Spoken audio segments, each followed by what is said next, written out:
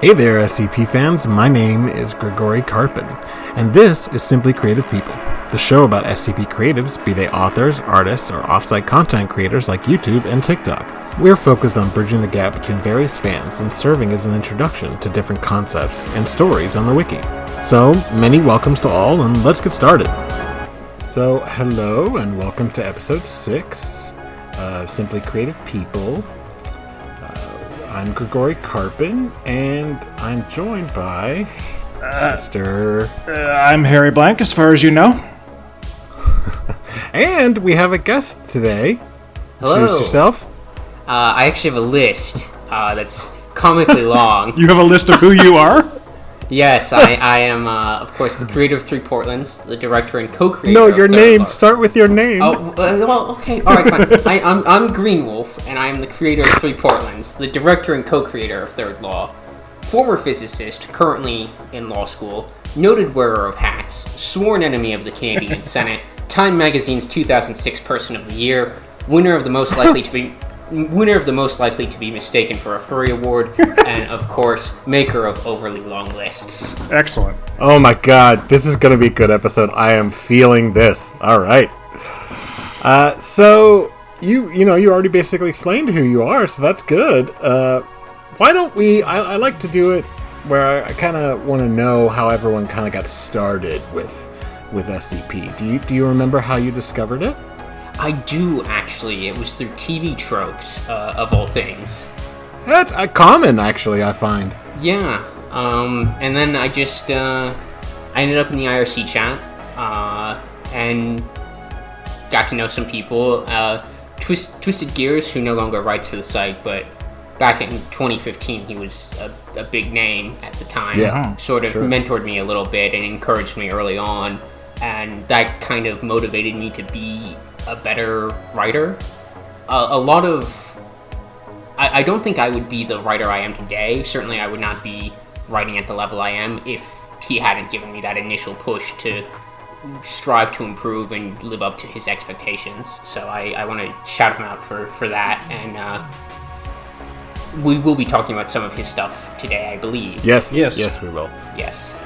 Yeah, I mean, I had a similar situation. It was not through TV tropes, but when I did find myself actually in the community, in a lot of ways, it was Lieutenant Flops and Rounderhouse who kind of like welcomed me in and treated me, as a human being, as opposed to just a white name that showed up and said, I want to be a writer. I think we all have certain mentor figures. I'm Harry's, of course. Yeah, of course. Not true. Yeah, my mentor was the death of the IRC. The fact that the IRC was so sparsely attended that I had to go to the SCP declassified Discord to find out where the authors were actually hanging out. And how we all enjoy being part of that Discord. Yes, we do. There's never any drama, never anything that goes wrong. It's just it's perfect from start to finish. I'm a junior moderator on it, so I should probably not be saying it like that. Well, my hat is an emote over there, which was a fun discovery when I came in. It's like, hey, hold on. Yes, do you want to tell a story about your hat, Greenwolf? Yeah. I mean, it's not that interesting. Oh, I think everybody loves this story. Come on. Okay, so for a while, I use this hat as my avatar profile image in a bunch of different places. No longer on Discord, but most other places. And so I had it on my author page, and I did not and have not released it under the Creative Commons license. I was, making a personal use exception, right? I was allowing myself to use it on my author page. And there's reasons behind why I wanted to do it like that. But anyways, there were reasons behind why I wanted to do that. But the licensing team was not a huge fan of that. They even though the Creative Commons license allows it, they don't want you to have stuff on the site that's not CC, even if you have a permission for it. So I was like, okay, and I just removed it from the author page. But some people found this kind of funny. Yeah, it's become a sort of a copy paste to your statement that it's my fucking hat, I believe is how you phrased it. Yeah. I do not release it. To be fair, To be fair, it is your hat. You do not own the trademark that's represented on that hat. I do not know, but it is the hat that I wear. I am actually wearing it currently. Yes, and it does make a lovely emote. It does. So when you came into the Discord, because I know you weren't there for a while, because I remember we used to chat occasionally in IRC, but then I didn't ever see you on the Discord. And then when you came in, was the emote already there? Yeah, it was. Oh my god. Yeah, I have to say, you came in with incredible good grace into SCPD, and I was very impressed, and I remain very impressed at how you handled that. Yeah, because I could imagine, being a little bit off-put, but that's good, kind of a good attitude about the whole thing. Yeah, well, I try to be aware of my, I know that there are things that irritate me more than they should be, and I try to be aware of that and just go with the flow. Yeah, I mean... Oh, Harry knows all about the stuff that irritates me more than it should, because he's the one that has to hear about it. Yeah, I get a constant stream of invective from Grigori about all the things that I know of him. But it's not constant. I'm not a monster. He does sleep, yeah. But the interactions that authors have and the little events and spats that we have all end up being part of a sort of meta layer of narrative that everybody knows about, and the hat is just part of that. It's just part of our collective patrimony of arguing with each other. Yeah, the fun community stories that don't actually end up being part of the wiki is just so fun. Well, I do hope that hat is not all I will be remembered for. It will be very difficult at this point, considering how much you've written. Yeah, I don't think that's going to be a problem, don't worry. So you had a pretty fun idea about, as with every episode, we've been doing the sort of content creation, explaining for people how we come up with ideas or make articles or whatever. And when we have video people on, we'll be talking to them more about their video stuff. But seeing as how we're all three authors, you had a good idea about once you have an idea and the process of refining it. And I thought, if we each had like an example of how we went through that process, that would be a good way to start. Uh-huh. Yeah. So, GW, you wanna start us off? Yeah, I guess since it was my idea, I just like putting people on the spot. Totally fair. I mean, the big thing is, and I always tell people this, is that ideas are cheap. They are a dime a dozen, and it all comes down to execution. Yeah. I have multiple text files that are just bullet points of random ideas I've had that I will never get to, and I just stick them on there so I don't have to think about them. So it's really important to actually refine and think about the idea and how you want to execute it. And I had another mentor here as well, Randomini, who wrote the Cool War series, which is one of the best tale series on the site. But he kind of helped introduce me to the idea of refining ideas, and probably the best example of this is actually the unicorn horn article that I wrote a few years back. Randomini basically came in and handed me the entire, I had the idea of unicorn horn as some kind of pharmaceutical, and Randomini came in and was like, okay, that's interesting, but let's take it to the logical extremes, right? Let's look at this and all of the consequences and what it can mean. So if unicorn horn restores virginity retroactively, what are the implications of that? It's an assassination tool. It can be used as a pesticide. There's all these different things that it could be used for. And then also look at not just the effects, but also what are the incentives there then? So suddenly Marshall, Carter, and Dark start selectively breeding unicorns to get more horn production out of them, and then that's not enough, and so they start genetically modifying them so that they are just covered in horn growths, right? So you take this on its face pretty simple premise of unicorn horn is a pharmaceutical, right? And the idea there is basically linking the association of unicorns with virginity and things like that. And so you say, okay, instead of unicorn horn being an aphrodisiac, people have believed, rhino horn, things like that are aphrodisiacs. What if it is the opposite of that? So, and then you go from there and you just kind of build on a little bit at a time, and just, it is all about taking an idea to its logical conclusions, figuring out not just, okay, here's a cool idea, but what are all of the little ancillary ideas that branch off from that? Yeah. Yeah, that's a good way to think about it, honestly. Especially when it comes to SCP and weird fiction, because, any idea that any of us have ever come up with, there's something else that's done something similar. It's all about how are you going to put your own spin on it. And that seems like a really fun way to do it, because a lot of people don't take an idea to the logical conclusion necessarily. Right. Another way to think of it as well, too, is, your core idea is the what, but you should also be looking at the questions of why, how, who, these things, right? How is it being done? Why is it being done? Who is doing it? So why you care about it. That is the one that always gets me, is why do I give a shit? Like me as the author, why do I care about this enough to write about it? Yes, why should I as a reader care about this, and why should I as an author care to write about it? Right. Exactly. Harry, you want to go next, or you want me to go next? Yeah, I'll go next. You can go last since it's your house. You have to be a good host. That's a good segue, actually, because what I want to talk about is recognizing when you've got a discrete idea in the first place and then figuring out what the extent of that idea is. You talk about not wanting to leave something on the table, but when do you decide that an idea is done? When do you decide that it's big enough? And I can actually track how one of my ideas came into existence, because the progress of it through my mental intestines is actually visible on the site still.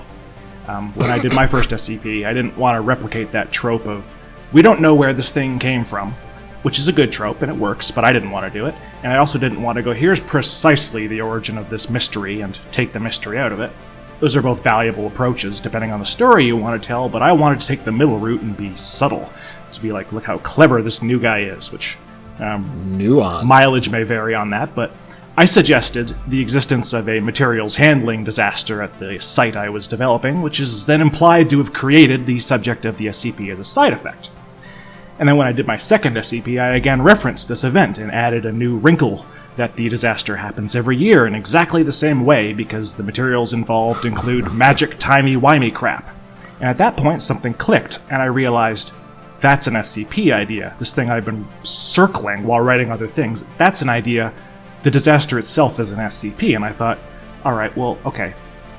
A disaster, how do you make that a story? What is interesting about it, aside from the fact that it happens every year? Well, the fact that it happens every year is a neat fact. So maybe if I screw that cap on tighter and make it a neater idea, what if it isn't just that the event recurs every year? What if the time frame of the event, that specific period of time, is the same every year now? If that 1 hour in September of 2002 is the same hour every year forever, and if you do anything differently in that hour, all of history is retroactively changed to account for the change. And I thought, okay, that's kind of interesting. It allows me to come up with something I can actually talk about here. It's a timeline-altering disaster, potentially, and that made it interesting enough that I could write about it. And then that's when scope creep just smacked me hard in the face. Because I've made this incredibly dangerous, because it alters reality, and because we know that it alters reality, obviously it has happened before, and we've managed to fix it. That means people have seen these alternate timelines, and it means that they're bad alternate timelines.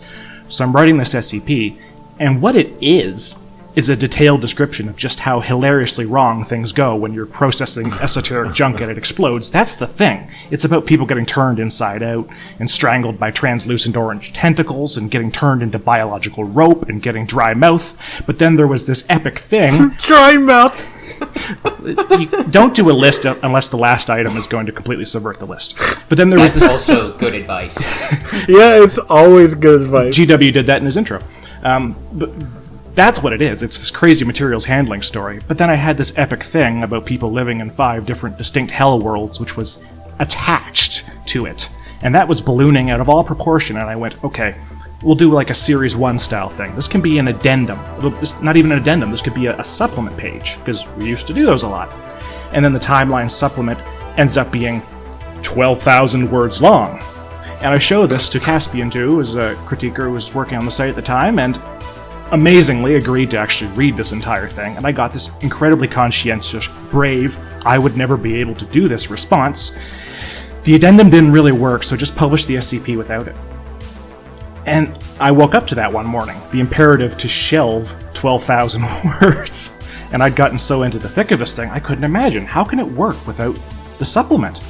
Anyway, I took the advice and posted the thing with just the allusion to these not yet declassified reports, and it actually worked. It worked really well. It did well. It was my first really successful article. It ended up being the bedrock layer for what became a canon, On Guard 4.3. This is the first time Grigori's hearing that it's not called On Guard 43. Because I could... That's very strange to me.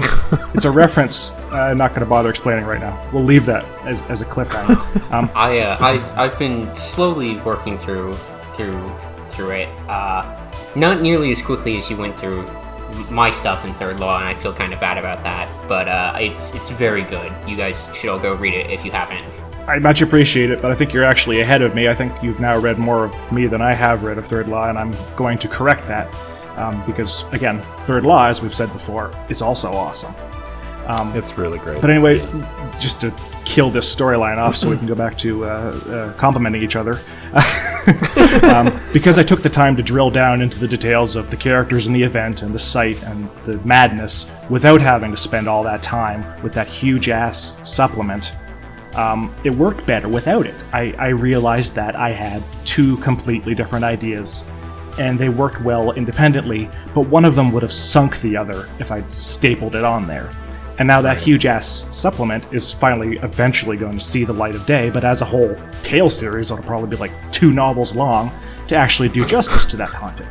So the moral of the story is the longer you roll an idea around in your head, the more you're able to figure out what its proper shape is, distinguish between the elements of what's one project and what needs to be its own discrete, separate project, because feature creep's a real thing. But if you let it creep along long enough, you can get a few extra products out of it, and nothing you write is ever wasted, even if it takes you 2 years to get back to it.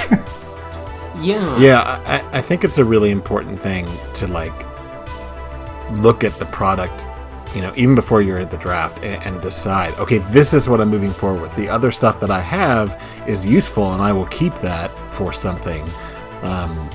But knowing when, okay, now it's time to pull the trigger on this thing.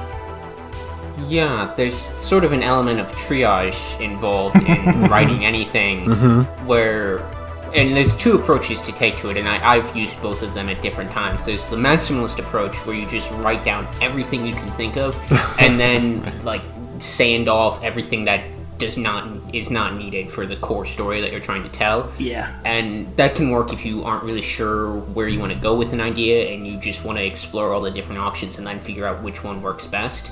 And then there is the more minimalist approach, where you know immediately what you want to do, and you just hone in on that and ignore all the other options. And that's actually what I did in 5525 that you guys talked about a few weeks ago, where there's sort of a fake out in there where it looks like it's being set up to go into an exploration log of Atlantis, but no, it's entirely about the naval battle, and I knew that was the story I wanted to tell immediately, and so I just did not care about the anything else. And it works. Yeah, I love it. Does work. I like it a lot. Obviously, if you listen to the GOC episode, I did speak its praises pretty loudly. We both did. I do love the fake out in that article, and I've made an entire GOI out of the fake out, where victim is entirely me going, oh, what's an interesting weird cursed media thing?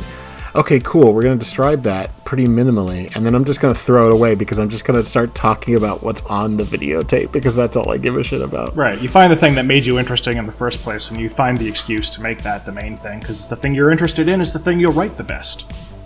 Right.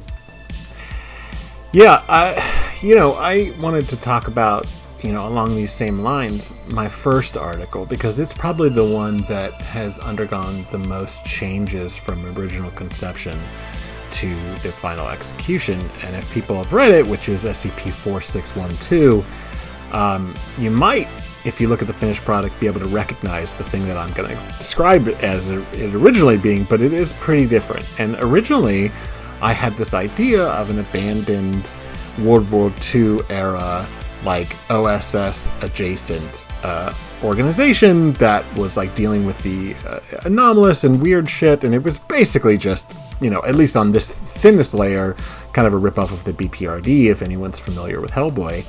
But that really wasn't the point. The point was what was in this bunker, which was the literal remains of the Judeo god, like his body parts and whatnot, and how that affects everyone around them, and then the guilt, because it doesn't make you crazy, it doesn't turn you into a monster, but it is this like ever pervasive sense of like guilt that like sticks with people. And the further the exploration went, which was describing what was in this bunker, the more the people that are exploring it are, being confronted with sort of their past sins or regrets, etc., etc. And I can't remember, and I'd have to go back and look, and I don't even know how to find that post for the idea post. Came to me and was like, "Do you really want to talk about like the body of God? Like that's a really big idea for your first article." And it's kind of been done in some ways. And I think this person meant well, but was basically saying, I should shelve it and do something else. And instead what I did was I took the core emotional thought process of it and then just like threw away all the drapings, and it turned into a 18th century occultist who killed a god and all the ramifications of it afterwards. And is all and is still very much about regret and sort of the consequences of people's actions, but became this whole like discussion of the Industrial Revolution and the fact that the reason it worked out the way it did was the death of this alien slug thing. That is awesome, and I don't think I've read that one yet, so I definitely want to go read it now. Yeah, it's I can look at it and say, oh, I would have done this a little differently now because I'm so much more experienced, but I won't rewrite it because I think that it is a nice snapshot of like my early time on the wiki, and it's really, I'm very pleased with it. I don't think it's a failure by any means, but like, no, it's a really highly rated article. Yes, it is. It's in the 200 something. Yeah, I definitely get that whole thing. That is a mood, as the kids say, I think. Because my first successful article was literally Hollywood. And looking back on it now, there's a lot of stuff that I would change and that I would do better. It definitely suffers from some problems in ideation and not really honing in on a single core idea. But, it's done well enough for itself, and I have enough stuff that I still need to write. I'm not going to go back and George Lucas myself. Yeah. Yeah, and that is a lot to do with why I don't. Like, people have suggested, well, you could change this. And I'm like, I could, but I'm not gonna. Because not only is that a snapshot of that time period, and also, like you said, I have other shit and other projects I want to work on. But also, it was, because of the way that it worked out, it turns into this fairly cinematic discussion of the events from 2 centuries prior, and inspired me to write, like, I think there's 20 articles in Hecacontrys now, which is not done yet, and I really got to finish it. And it's 20 articles, both SCPs and Tales, that all came out of this thing. And so it's like, well, I'm not going to change the beginning of it now. If you... Yeah, see, mine's the same way, because my first one did the same thing for On Guard 4.3, and my solution to that was, because I did want to rewrite it, was to turn it into a list pages article to hide a rewrite in it that I can link elsewhere if people want to read a better version of it, which is a nasty trick to play. But also, this reminds me of something I read in the introduction to some academic monograph I was reading, where they were dedicating it to all the people who'd helped them write their idea, and then at the end they said, and to the person who told me to give up on my idea and start over yourself, I'm done. And at a certain point, you got to say that. No, this story is finished. I'm doing new things now. If you keep living in the past, you cannot move forward. Right. Exactly. And I think that there's something to be said when you show your body of work. When I suggest people read my series, I think there is something very interesting to show the humble beginnings, although it was a very ambitious first article, to be fair, not just tooting my own horn, but when you look at other people's first articles, I feel like I shot for the moon for some reason. But you did. you can still see, well, how not only the characters within it, but the overall concepts of the world that I was creating, like, developed. And so to go back to it now and change it seems like almost, I don't know, not a betrayal, but like it just feels like, no, I'm not doing that. But it is interesting how it turned into, it was a very tropey thing when I first started. And at the end, something I'm really proud of. That the core idea is like completely impossible to look at, except for it still had to do with, the death of God, sort of. Only now it was more of a tone / theme to it instead of literal. There are a lot of articles about the death of God on this site. There's at least 3 just within Third Law. To be fair, it is a subject that comes up all the time, not only in philosophy, fiction. God, how many Japanese role-playing games have I played where the end of it is you ascending to heaven and killing quote-unquote God? I think it's a common trope, but it doesn't mean it doesn't have its place. No, I definitely enjoy it. It speaks to people. Yeah. I'm kill your gods. I'm almost an anti-theist at this point in my life, so. Yeah. But we are not here to talk about such lofty matters, but a much more grounded. No, we just talked about the value of moving on, didn't we? So there we go. Segue. I interrupted your segue to make mine instead. So quickly discovered my job here is not to make his life easier, but just keep the show interesting, which is all that matters. So we are talking about something that is much more grounded than we talked about the last 2 times, because we're going to be talking about the UIU, the Unusual Incidents unit of the FBI. And I thought as an intro, I would read something from, I think, your most recent article. No, it's not your most, because you just submitted something. Yeah, I've written 3 things in the last week. Right, yeah. But this was fairly recent, yes. And it's called The Falcon's Flight. And I just wanted to read sort of the beginning of it because I thought it really frames the UIU in an interesting way. So there are 2 versions of the Unusual Incidents Unit. There's the publicly acknowledged version, the FBI's UFO hunters, the Bureau's embarrassing in-joke, where the dregs and cast-offs of federal law enforcement accumulate out of the way where they can't do any damage. That version only exists to conceal the existence of the other UIU, the Shadow DOJ, the Department of Justice, responsible for the entirety of the American justice system behind the veil, tasked with implementing and enforcing all of the para-policy of the Domestic Security Council. This UIU hunts UFOs too and arrests the aliens flying them, prosecutes them, and imprisons them in an inescapable supermax facility designed to contain hostile gods. This UIU is entrusted with policing and protecting the largest paranormal enclave in the Western Hemisphere. This UIU deals directly with the paracriminal class composed of supervillains and monsters, and does so under the legal restrictions of due process and habeas corpus, restrictions that organizations like the Foundation would falter under. The UIU is a force to be reckoned with. Yes. I love that. It's really good. It's a really good intro to the entire concept, but I also like that it was, I think, basically the beginning of that tale. Yes, that is the... Yeah, that is how lines, the tale opens, and then it dovetails into describing Wizard SWAT, basically. Right. Yes, the rest of the tale quickly exceeds the quality of that already fantastic introduction. But the reason I think I sent that introduction to you, Grigori, in the first place is because I like how it talks about both versions of the UIU as they exist on the site, the incompetent and the competent, and meshes them together like that. Yeah, sort of a super canon. So anyway, go on. No, but that's really the good point, is that there is this concept, and I'm going to go a little out of order. I'm a weird type A person, but apparently I'm betraying my own outline. But there is the sense of, and this is a common trope, especially on the earlier articles that deal with the UIU, where people are UI useless, right?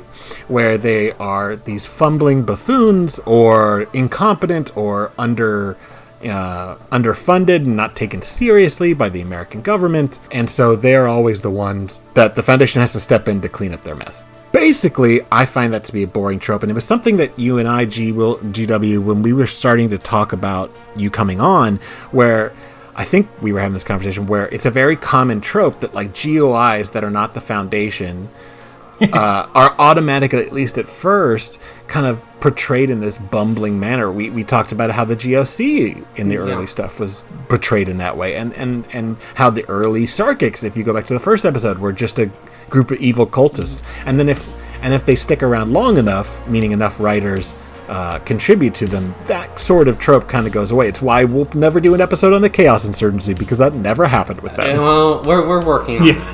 that, but well, fine. it's yeah. I mean, to borrow a term from TV tropes, it's the idiot ball, right? You give another character or group, Right. you make them act like buffoons, and maybe excessively so, to make your good guys look smarter and stronger and better. So, and it's a very lazy way of writing. There are better ways to make the Foundation appear competent than to just make their adversaries act like idiots. If your adversaries are intelligent and competent and sophisticated, and you still beat them, that makes you look so much cooler than if they are just cartoon supervillains. Exactly. Totally. And from my perspective, the thing that I've always looked at with these GOIs, at least a lot of them, is not worrying so much about whether or not they are for or against the Foundation, but have just different goals. The UIU is not as interested in the things that the Foundation is interested in. And that's what makes them interesting, because there is that nuance of, okay, well, the UIU is concerned with the enforcement of laws, both the laws that we know about and the ones that are, behind the veil, and they deal with the paranormal. And then the Foundation is not interested in laws at all. What they're interested in is containment and research. And those two forces don't have to even come to a head. It's even more interesting when you talk about, well, how do they overlap? How do they talk to each other? Do they cooperate sometimes? Of course they do. It would be crazy if they didn't. And I think that's true of almost all the GOIs. Some of them, obviously, it's written in such a way that wouldn't work out. But, I think that's why I've really been enjoying both the stuff that I started reading in Third Law, but then other stuff that I read for today's episode, because that trope, at least for the most part, has been left behind. I think some people still think of them as the UI useless, but it's a much more interesting story to talk about, a very competent Federal Bureau of police investigators who deal with the supernatural. And people, in the lead up to recording today, people have asked, well, isn't it just kind of the X-Files? No, because the X-Files is a couple of agents who really don't understand what's going on, ever. They never really know what's going on, even if the later on ones maybe did. I don't know, I stopped watching it. But no, they still didn't end up knowing at the end. And that's because that whole show is based off of, it's mysterious. The UIU is not interested in that. UIU is like a very intelligent, when done right, police procedural that's just happened to deal with the magical, the science fiction, the horror elements of the wiki, which is super fun. I personally do not like police procedural TV shows, but only because there's been so many. But on the wiki, it's like a breath of fresh air. Yeah, I've always thought of Unusual Investigations and series like that more as CSI 3 Portlands than X-Files. Yeah, definitely. Yeah. And I mean, that's the most interesting aspect of it. And now that could be dry if somebody did it in a fairly boring way. But, it's really interesting to hear about these people that are focused on the enforcement of laws, or dealing with, chasing down not any anomaly, but the people that are specifically dangerous, or dealing in drugs or whatever. I will give the X-Files credit for one thing, though. The 2-agent dynamic duo is, I think, probably some kind of platonic ideal for how to write police mysteries, because of course, I mean, because a lot of things do it. The buddy cop thing has been around. The buddy cop thing's been around for decades. It's beautiful. Yeah. I've been writing. I've been writing a buddy cop series with Dr. Clef and a Sarkic Karcist. Oh, that's awesome. Yeah, it's fun.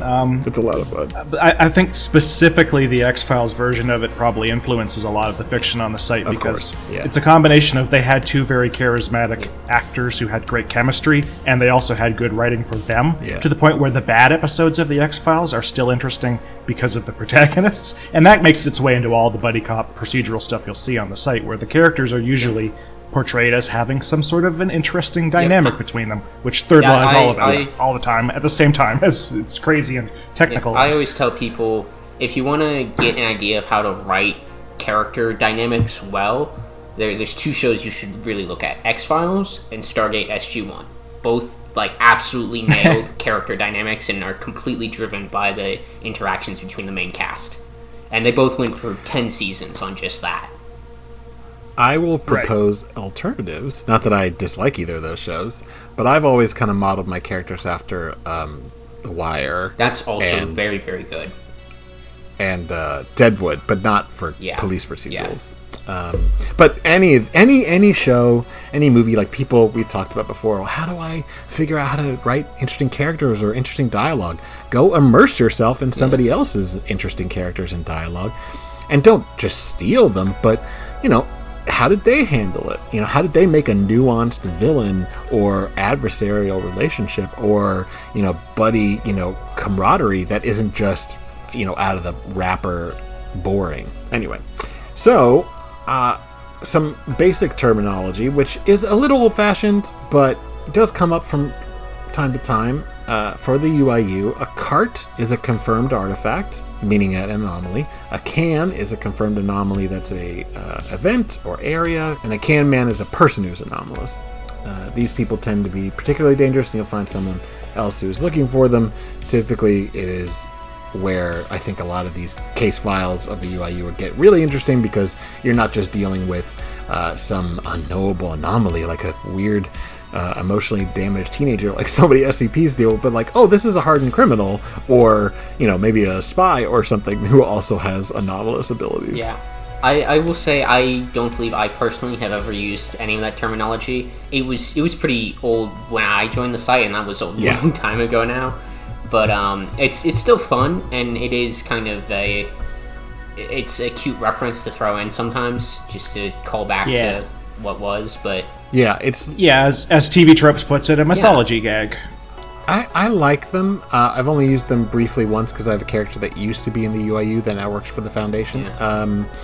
But I like them to a decent amount, but I don't like them as much as I like, say, the Serpent Hand terminology, where they call like the SCP folk the jailers, or the GOC the book burners. I still use that a lot, but these do feel like a little bit old-fashioned, but I thought it'd be interesting to mention. Sort of the more modern take on that, which you see in the different UIU formats, is the idea of the regularity cross-reference, and I might have said that wrong because I'm just doing that from memory. I don't have a format pulled up in front of me, which is a more like comprehensive internal tagging system, so where it identifies any involved groups of interest or specific types of paranormal phenomenon or whatever.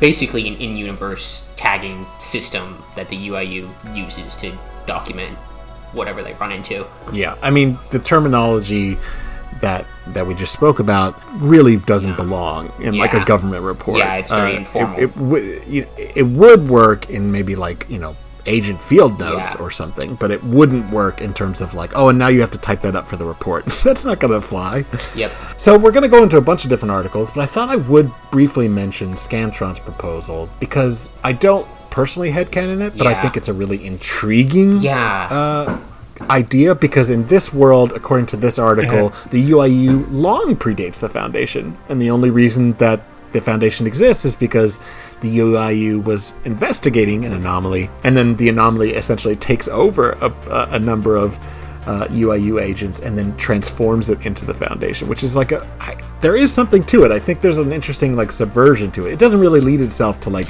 further storytelling, but I think as a individual like snapshot of the what if there is no canon sort of thing, I think it's a fun article. Yeah, it ties into absolutely nothing, and it cannot be tied into anything, but it's a creepy, cool, weird little story where an auditorium just seems to, out of nowhere, generate the Foundation slowly, piecemeal, and then it exists, and they're all like, I guess we have to deal with this. And then, like, even fucks around with the trope of, like, the ending note from an O5 member, only it's, like, somebody who... Gibberish. Yeah, it's so good. Yeah, Scantron is a very, very good writer, and all of their stuff is fairly solid. So you gave me a list of articles, and I've included almost all of them because I really like them. But a really fun one to start off with is Conwell's Make Portland Weirder. Yes. So this is a tale that takes place, at least it starts in the 1970s music festival in Portland, like our Portland. Portland, Oregon, to be clear, because there's a lot of them. Our Portland. What country do you think I'm in? I don't have a Portland. There's a Portland. Well, there's two Portland, but there's also two Portlands in the U.S. There too. There are more than two. Well, yes, but they're the two that are relevant to three Portlands. Yes. But this is... I can't wait till you start writing a Crisis on Infinite Portlands. Little do you know, that already exists, and it's called Come Down Machine. Oh, I need to read Come Down Machine. Should read it. It's very good, and it's very underrated. But getting off topic. No, that's fine. That's going to be the topic. Yeah, it's fine. So Being in this topic. article, there's an SCP agent that's embedded in the concert and looking for possible anarchists or anomalous drugs being spread around, and they get essentially taken by a contact to make a drug deal through into 3 Portlands. And it ends up being like this wonderful introduction, not only to the fact that the UIU is in control of Portland, but also there is this period of time of this very, very important nexus where so much weird magic and science fiction stuff happens, but their Foundation wasn't even aware, and this is the Foundation, and they were completely oblivious to it. Do we want to give GW the chance to describe 3 Portlands? Because I would be terrified to attempt to do it Well, we're going to do that. Yes, but I mean, we just brought it up. Maybe we should explain what it is, or unless you have it somewhere else on the outline, I've forgotten. Is it? Yes. Okay. But I did want to, real briefly, they do point out that in this article that the UIU has been watching over 3 Portlands since Hoover was in office, which, was pretty far back if you think about it. But I thought that this was a really interesting line because it's when the UIU agent is, who the SCP agent meets with, ends up chatting with them about the concept of the Pacific Northwest. They say, you ever wonder why the Pacific Northwest is so much quieter than the other sections of the U.S. in terms of the strange and the mysterious? It's because most of that activity gets siphoned into here. No need to risk magic and mad science in the real world and risk getting skipped being an SCP, when you can just move to a place where open practice is legal and the norm. You guys come in here and try to contain things, and all that activity is going to spill back out, I guarantee it. Yep. And so I wanted to just talk about that first because it is a good introduction into the 3 Portlands overall situation and why that's important to UIU. And Greenwolf, you did the dossier. Yes. I did 3 Portlands. It was my idea originally, and it has since grown beyond me, but I've been pretty heavily involved in a lot of the world building on it. And this is kind of the critical turning point for me in my efforts to make the UIU cool. So the idea of the Hoover Mandate, and that is named after Herbert Hoover. Herbert Hoover. Gosh, there's 3 H's in his name. You found a way to make one of the dumbest names sound dumber accidentally. Herbert H. Hoover. Hubert Hoover. Yes, that's named after President Hoover, not Director Hoover of the FBI. Right. Although they were contemporaries. Lots of hoovering going on. And that is basically the idea that the United States says hands-off to the Foundation and other organizations when it comes to certain paranormal enclaves in or near the United States. So, 3 Portlands, Backdoor Soho, places like that.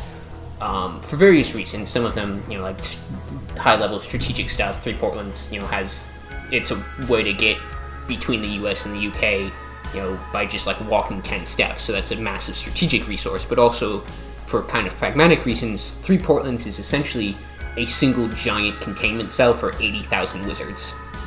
And so if the Foundation goes in and starts causing a ruckus, that's all going to spill back out into baseline, and that's going to make things so much more difficult for the U.S. So they step in and they're like, no, we're going to police this and deal with this, and you're just going to stay over here on the sidelines and not worry about it. So let's talk about what 3 Portlands is. So it's an independent city-state that is essentially extra-dimensional. Yes, I don't like the term extra-dimensional because my background in physics makes it's not. Well, that's fine, but what would you call it? It's in its own pocket universe, in a bag of holding. But yeah, extra-dimensional works Is that more technical? Yeah, it is. Extra-dimensional conveys the idea. I just don't like it as terminology because. Okay, so it's a pocket universe, and it basically contains this city where it connects to via the ways, which are something with the serpent's hand. But the idea is the ways are these magical, gateways to other places. And it connects to Portland, Maine, Portland, Oregon, and the Isle of Portland in the United Kingdom. Yes.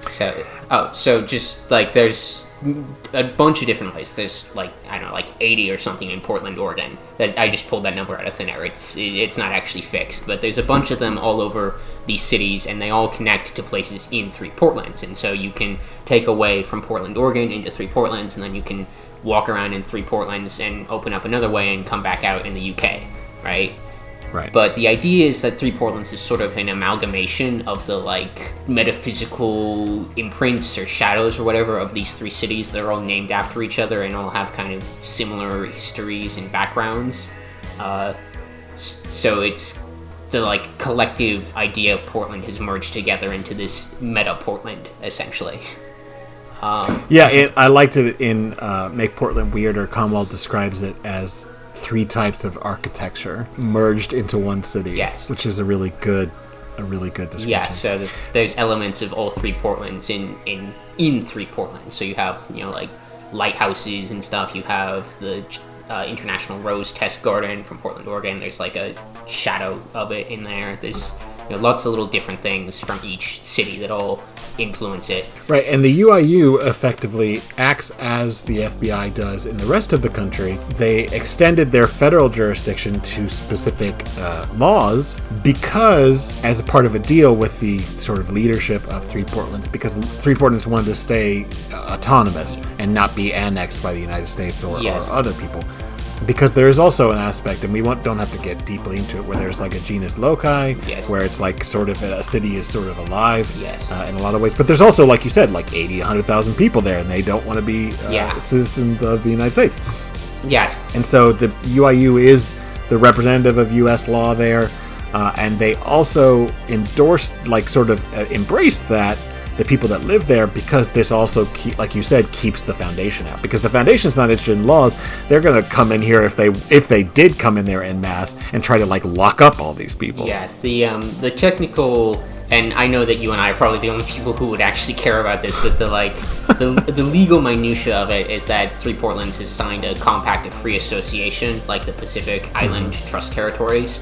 So it is foreign but domestic for purposes of U.S. law, but, you know, it is still only federal law. Only federal.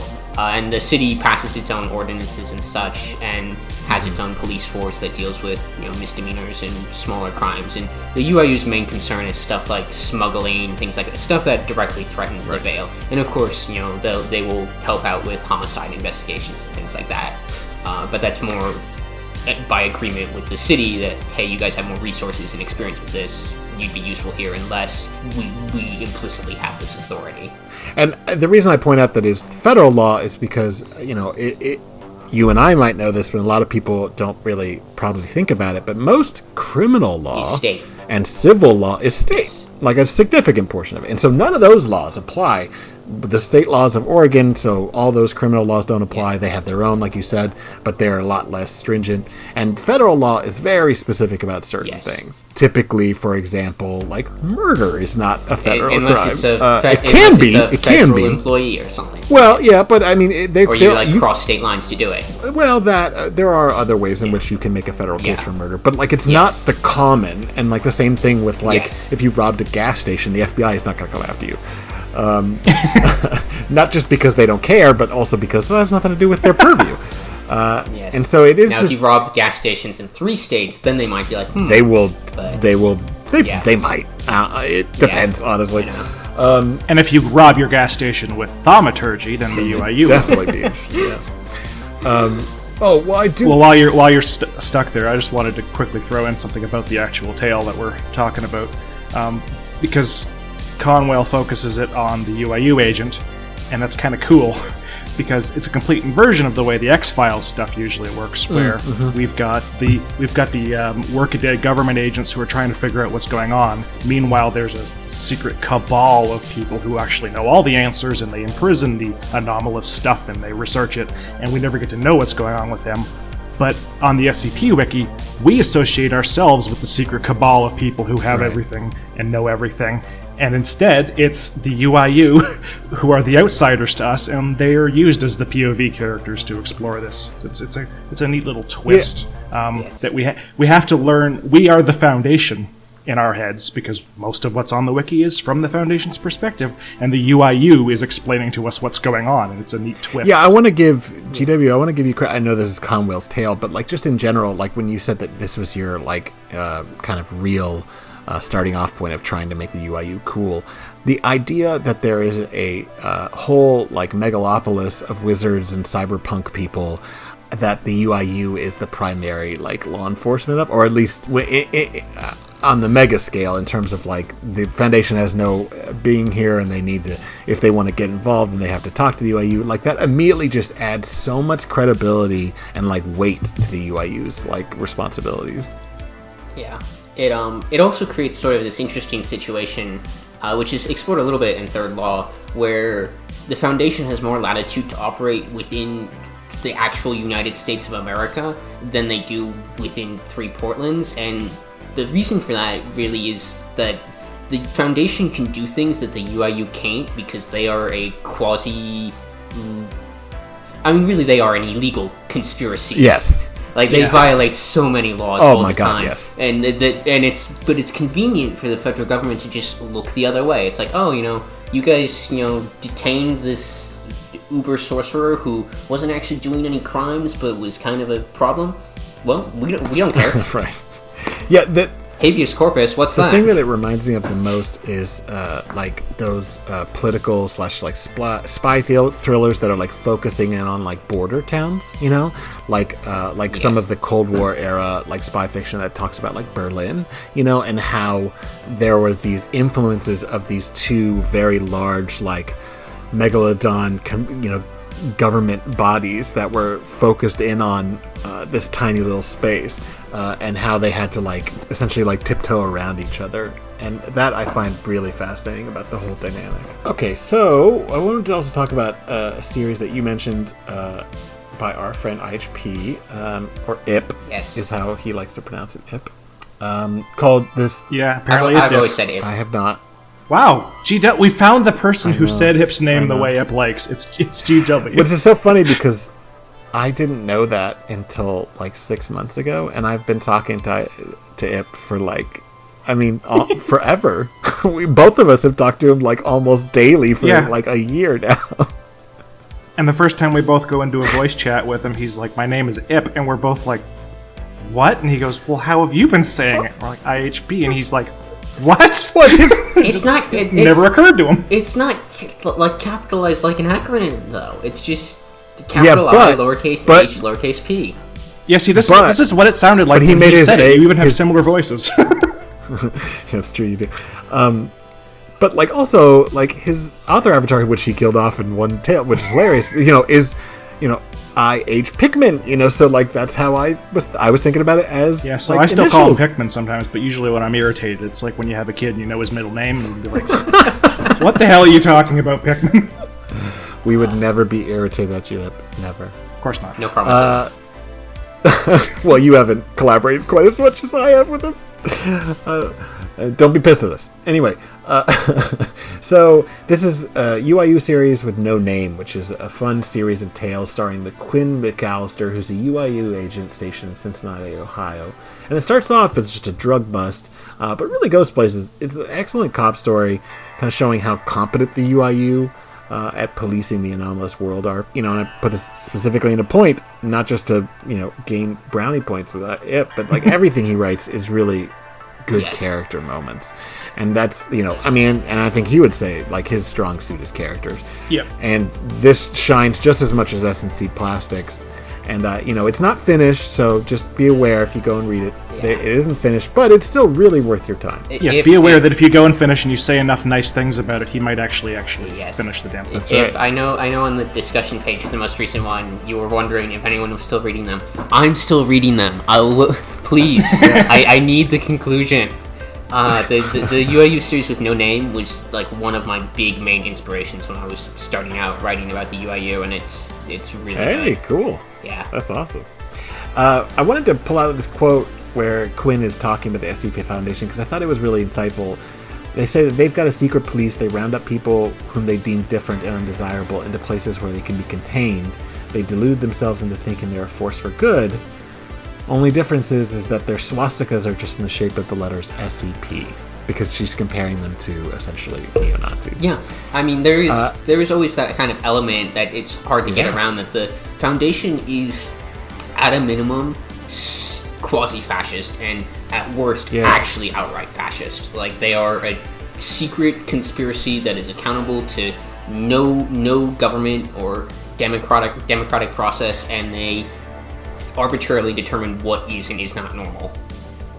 Like, yeah, I mean, I will kind of support the idea when people kind of push back on that and say, well, they're not really fascist. I agree, because they're not an open, fascists are not about being secret. Yeah, they're not about, they are about explicit government control. So they're not, but they are authority, but yeah. Yeah, but no, I agree, because they are like the most authoritarian government, body on the planet. They, people are like, oh, really? Well, you think that they're bad? They regularly go into people's minds and erase things without their consent. Yeah. Do you understand how much of a violation it is? If that ever became public knowledge, people, like, that's the worst part about the Broken Masquerade, which is a canon I really like. But, like, it's like, why weren't there fucking, like, witch burnings about them? Like, this is so bad. Yeah. It's what I addressed in Vanguard when we started it. At the end of 6500 was like, someone needs to talk about the fact that if we go public, things are going to be bad for us. We need to have we need to have a plan for like amnesties and whatnot. Yeah, no, a sneak peek behind the curtain for the long-term future of Third Law ultimately does end with a Broken Masquerade, and there is a plan for that period that is literally just like the extensive Senate committee hearings about the SCP Foundation and what they are going to do with these people. That sounds fun. I like that. Yeah, that does sound fun. And it does end with the UIU basically throwing all of them under the bus and be like, no, we weren't involved in that. That was all them. That sounds like the FBI, all right. Yeah. UI up yours. Yep. So a different one by IP is another one you recommended, which was SCP-2147. Yes. And it's called the Neverglades. And this is, at its core, just a really good idea. Yes. It's short and sweet, but it is so strange in the best way. It's a house in an Ohio suburb, but it's also a region of a swamp in the Everglades in Florida. Because when you go into the house, every interior space of the house is connected physically through anomalous means to the Everglades. And some of the details of it, I just want to read them because they're so much fun. A pit of quicksand located on the second story, which has no outlet, despite being located above the first floor bathroom. GPS sensors dropped into the quicksand indicate the termination point is somewhere in the Everglades. So, if you want a quick shortcut to the Everglades, just get in the sand pit. The water faucets often expel swamp water drawn from unknown source when turned on, as well as items such as the plants of duckweed genus. That was amazing. I could see you skip over the botanical name. You're just like, I could hear your brain go, nope, I'm not saying that. Not doing it, but thanks for calling it out. Anyway. No worries. I'm here for you, buddy. And dragonfly nymphs, despite being connected to the city of Redacted's municipal water supply. In addition, faucets will turn on at random, despite having faucet valves disabled. Free swamp water for everyone at random.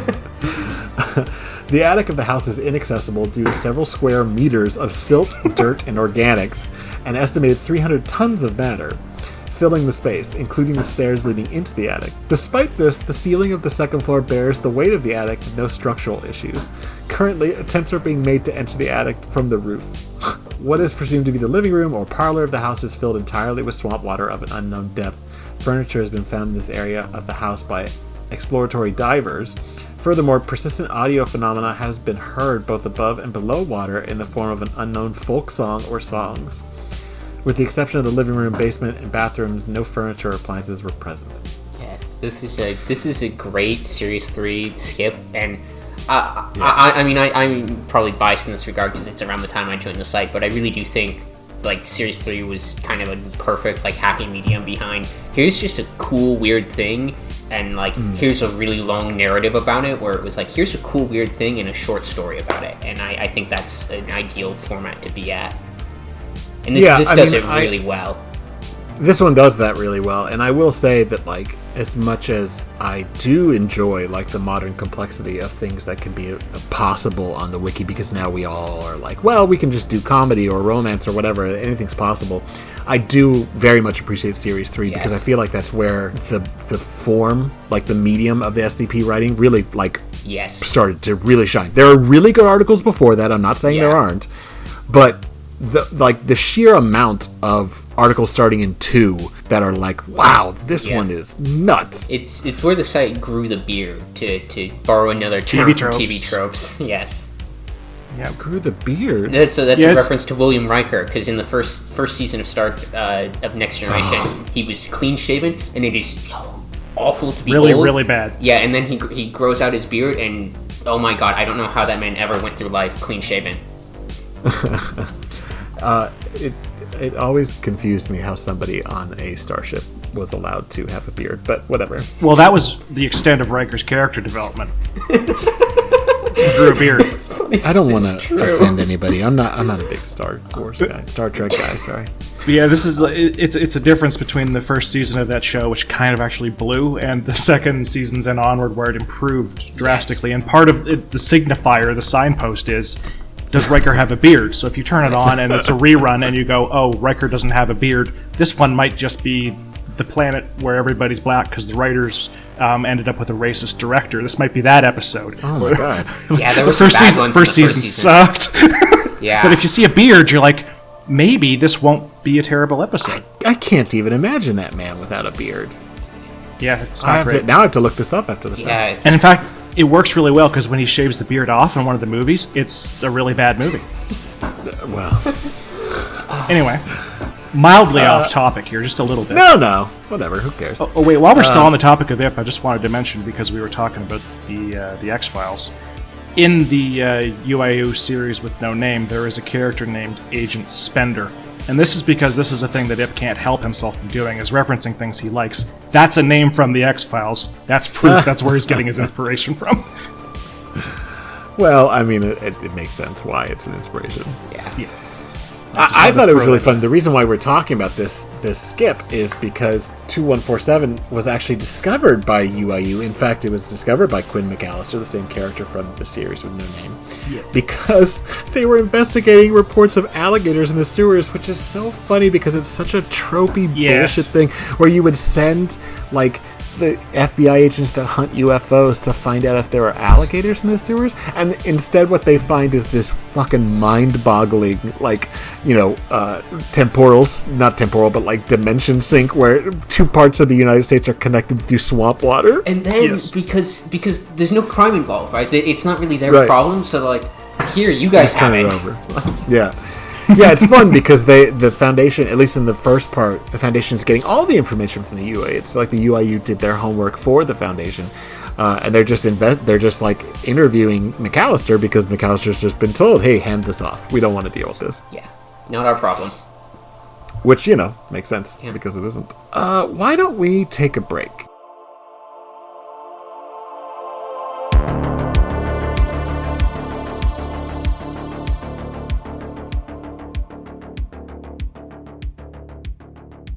Okay, we are back from break. So we've got a bunch more articles to talk about, and we're going to switch a little bit away from SCPs because I think most of the really interesting stuff from the UIU are their case files, their GOI formats. Yes. What's a GOI format, Grigori? It's a group of interest format, meaning it's an article. And I guess it would technically be a tale, but it's not just prose. Each GUI, or not actually each, but many of them have formats of their own internal documents. Yeah. Are We Cool Yet has like art proposals. MC&D has like really terribly designed GUI formats that I hate. They're just so gross looking. I wish that someone would come in and make a better looking theme. So much purple. Wow. Yeah, and like not in a good way either. I like purple, but anyway. The point is that they're not technically tales. They are the third variety of thing on the site. Yes. Right. The least respected of all of them. You think it's bad now? I would like to take credit for it. And I don't think it's taking too much credit for motivating the like GOI format renaissance. And gosh, there are going to be people I know who are going to give me flack for pronouncing it like that, but whatever, I don't care. I bet you Grigori thinks it's pretty funny. I think it's hilarious because GOI means something very different. Anyways, GOI format. I actually wrote... Like, you're both GOIs. I actually, I wrote the list that is used to list all of the GOI formats on the site. I, got sick of waiting for anybody on staff to do it, so I just wrote it and gave it to Conwell and was like, here, post this.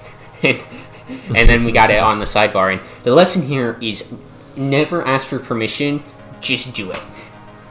So, well, as a member of staff, I both simultaneously have don't to actually say... do that. But I had a period where I was writing basically only GOI formats, and a lot of them were very successful. So, I want to push back on the idea that they're the least respected because I feel like Tales are entirely ignored. Yeah. Okay, well let me say it in a different way then.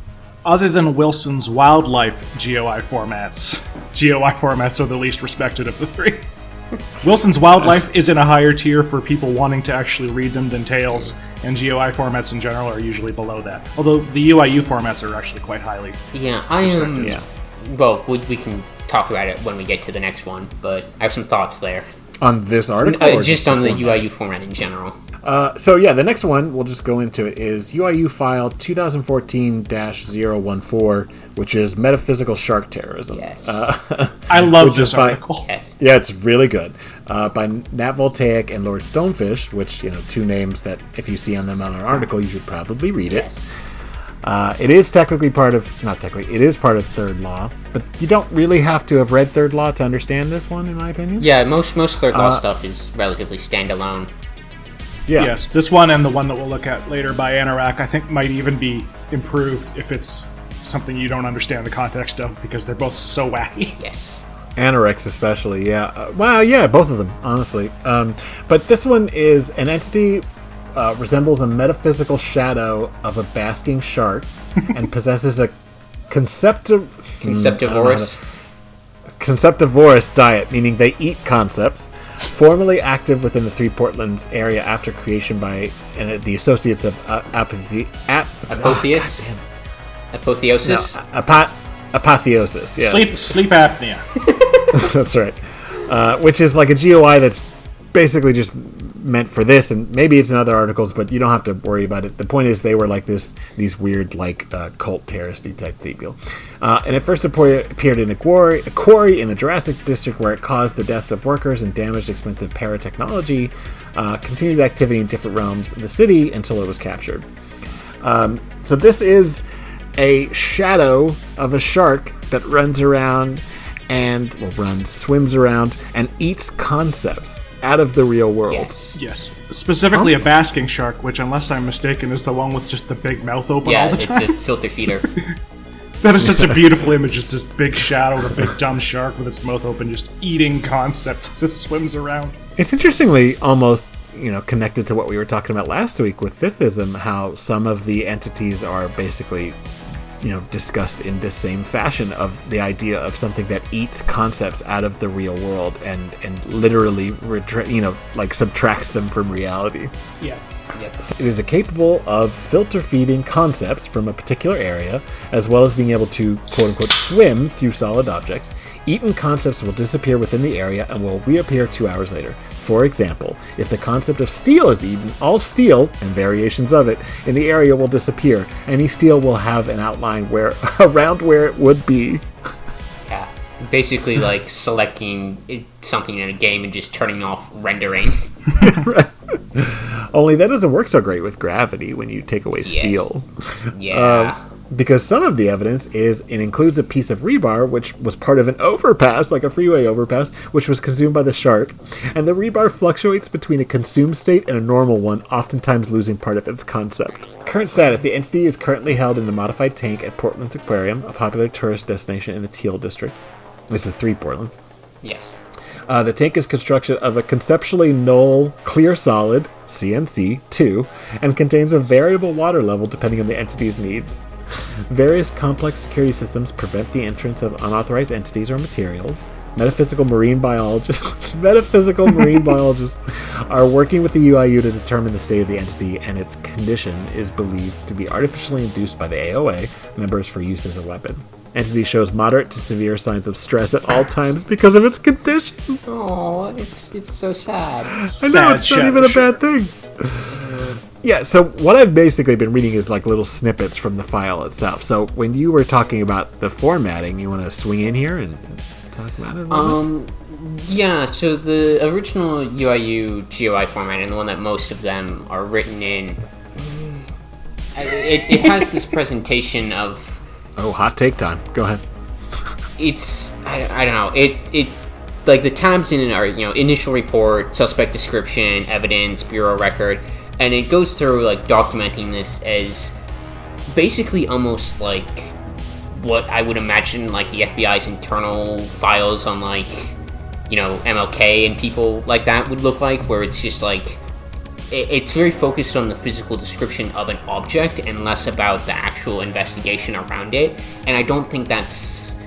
I mean, that can be used to tell interesting stories like this, but I think it's kind of limiting, and Sure. So it's almost too much like the SCP format. Yeah. There's a reason I think the SCP format is what it is. Yes. But honestly, I think just as much as the SCP format can be pushed back, because I don't remember the last time I did. Well, only one of recent SCP that I've done didn't involve some sort of dialogue. This could easily be fit to like involve transcripts of like interviews. I mean, I know Anorex did. Yes, and that is this other UIU format, which we can talk about more when we actually get to Anorak's format. But right. But this is a really good example of how the UIU would handle sort of a rampaging, anomalous monster effectively. Only it's one that is fairly sympathetic because it doesn't seem to enjoy its existence at all.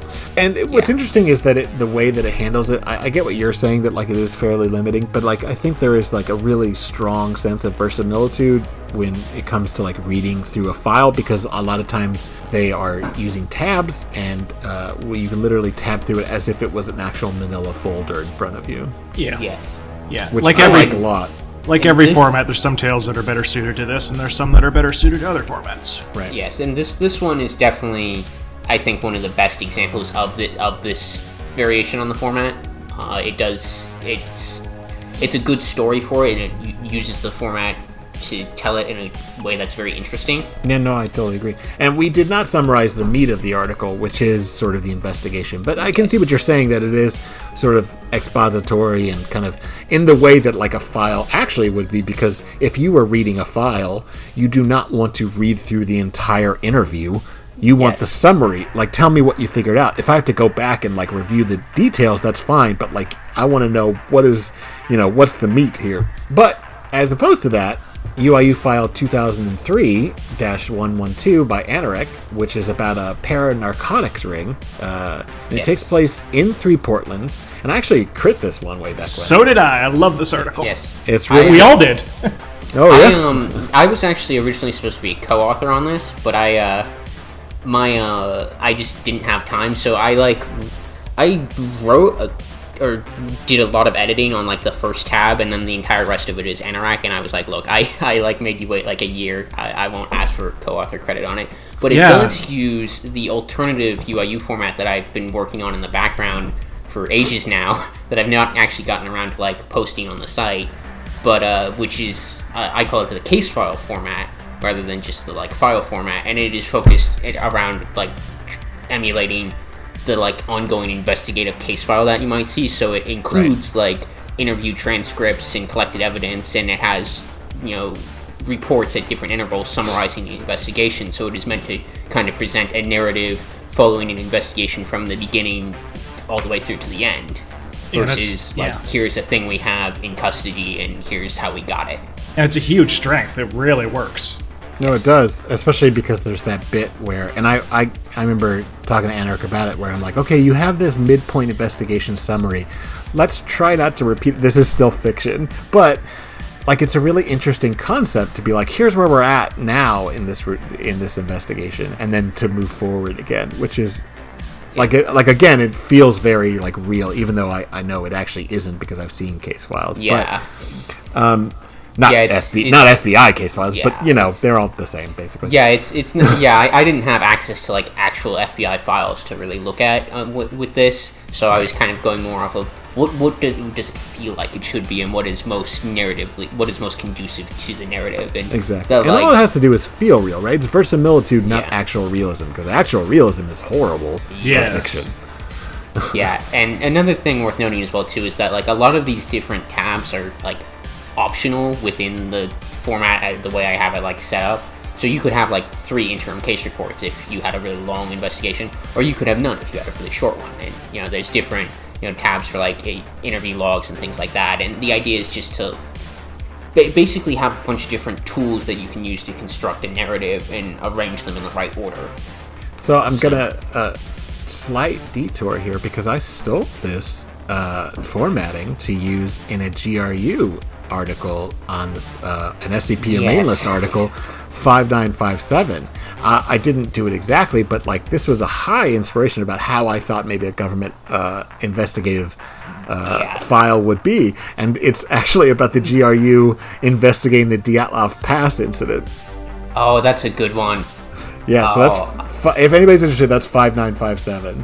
Yes, I'm really fond of it. It never like exploded, but like I feel like there's a lot to be done with the GRU, to be honest. It's not just as boogeymen, but like actually understanding. I think there's similar to how you've done a UIU. I would like to go in and start writing more GRU. Is it kosher to promote other podcasts on here? Because okay, so there's Jesse Cox and a couple other guys. I can't Alex Falciani, I think, and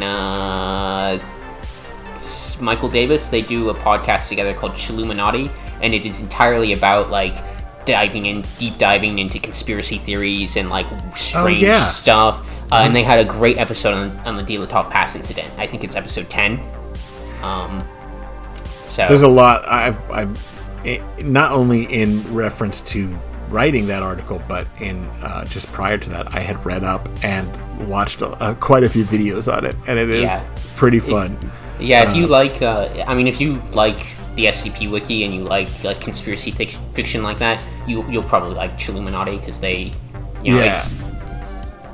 it's a fun podcast for sure.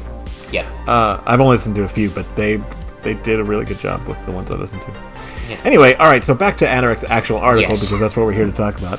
It takes place in 3 Portlands. It centers around one of the magical colleges, because there are several in 3 Portlands, and this one is Deer College, and it is very much like a college, because there are parties, and it's all about a drug that leads to a drug overdose at a party on campus.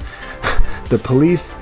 my omelet's terrible. They can't identify it, the drug that's involved, and they can't figure out how it is that these people died, but they also find a dead frog who long-term proximity to the Deer campus may have given the frog an abnormal degree of sentience and awareness, so they call in a necromancer to rise up the spirit of this frog to interview him. Yes, Quinn Law, federal necromancer, who's a character that I originated but then gave to Anorek, and it's his character now. But she's great. Just that premise. Like when you get to the end, I think it's the first tab or the second tab where they're like, okay, and we're gonna call in a necromancer because we need to raid. What? Yep, that's where I was sold, and I remained sold. Absolutely, because up until that point, it felt okay. So this is, paracrime, but like, where's the twist? Oh my god! And then the twists don't stop. Is the thing. Yes, federal necromancer. The drug is called Woden, and as a quote, allows the user to view the perspective on alternate versions of themselves, specifically seeking out alternate versions of the user that possesses high levels of serotonin, dopamine, endorphins, or oxytocin. While not directly possessing the alternate self's body, Woden allows for the sharing of the alternate self's perspective and emotional state due to the syncing of the user's and doppelganger's hormonal and sensory centers of the brain. And this was developed by Prometheus Labs, I think, in connection to a different drug to make some sort of weapon, but that's not really that important. That's interesting world building, but it's more about them trying to figure out who's making this drug and who's distributing it. And it goes even weirder places because they also interrogate a fucking golem. Yep. And then there's even a drug raid involved. So, this is when you brought it up, it was like, oh, perfect. This is exactly the kind of thing I want to talk about, because this shows not only the UIU being like top of their game, competent, law enforcement, but also just the weird, wacky shit that they have to deal with all the time. Yeah. This article was my introduction to Three Portlands, and while I was reading it, I was just... my cat's making noises, I apologize. While I was reading it, I was just absolutely astonished by how it keeps ramping up, to the point where you actually get a sense of how big and crazy and weird Three Portlands is, just by the fact that while the story is trying to happen, Three Portlands keeps insisting on impinging on the events. Like, while the drug bust's going on, somebody's shot goes wild and hits somebody who was in a flying motor scooter, which crashes into a building and explodes. And that's not even related to what's going on. That's just the setting being crazy in the background. I mean, there's a reason they call it the Weird City. It's perfect.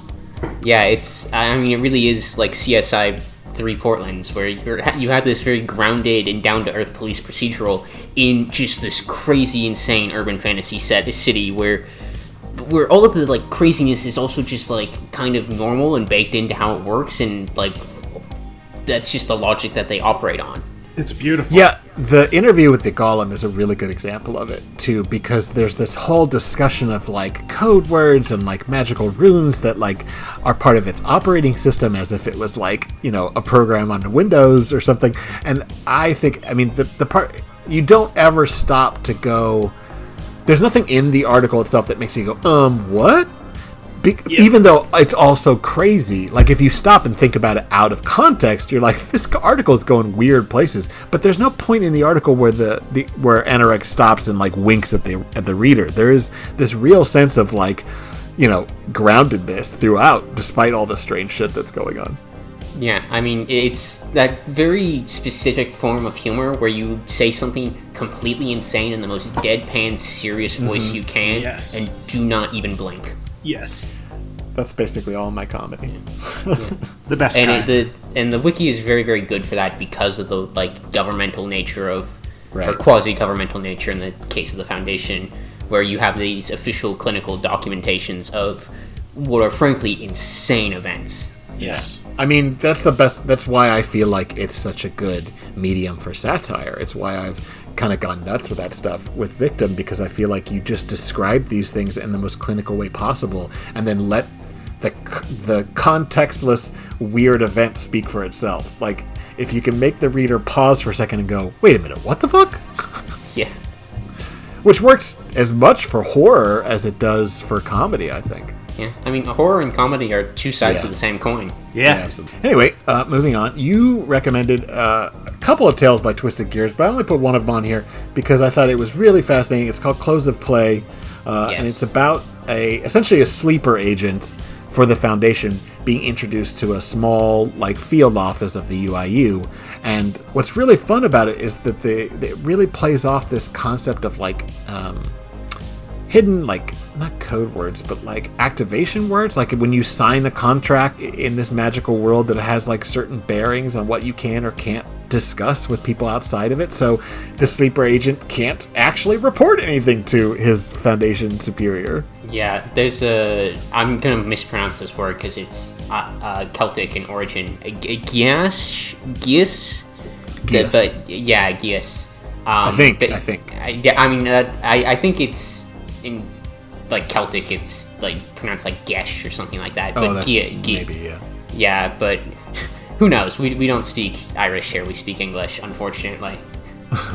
But Giases, the idea that, and this shows up in other fiction as well too, like the Laundry Files, things like that, where you basically have this, implanted mimetic trigger or whatever that compels your behavior, and you cannot break it. And this is used here, where the UIU basically cons this guy. They Manchurian candidate him into being their sleeper agent, which is delightful. It is. It's really good. I would have loved to have seen like that story continue, but that's not always the way it works on the wiki. Yeah. But it is a really fun, because it is an article that ends with this feeling of like, oh, this could be like a whole like TV show about this guy who's forced into being, like you said, a sleeper agent for two different organizations.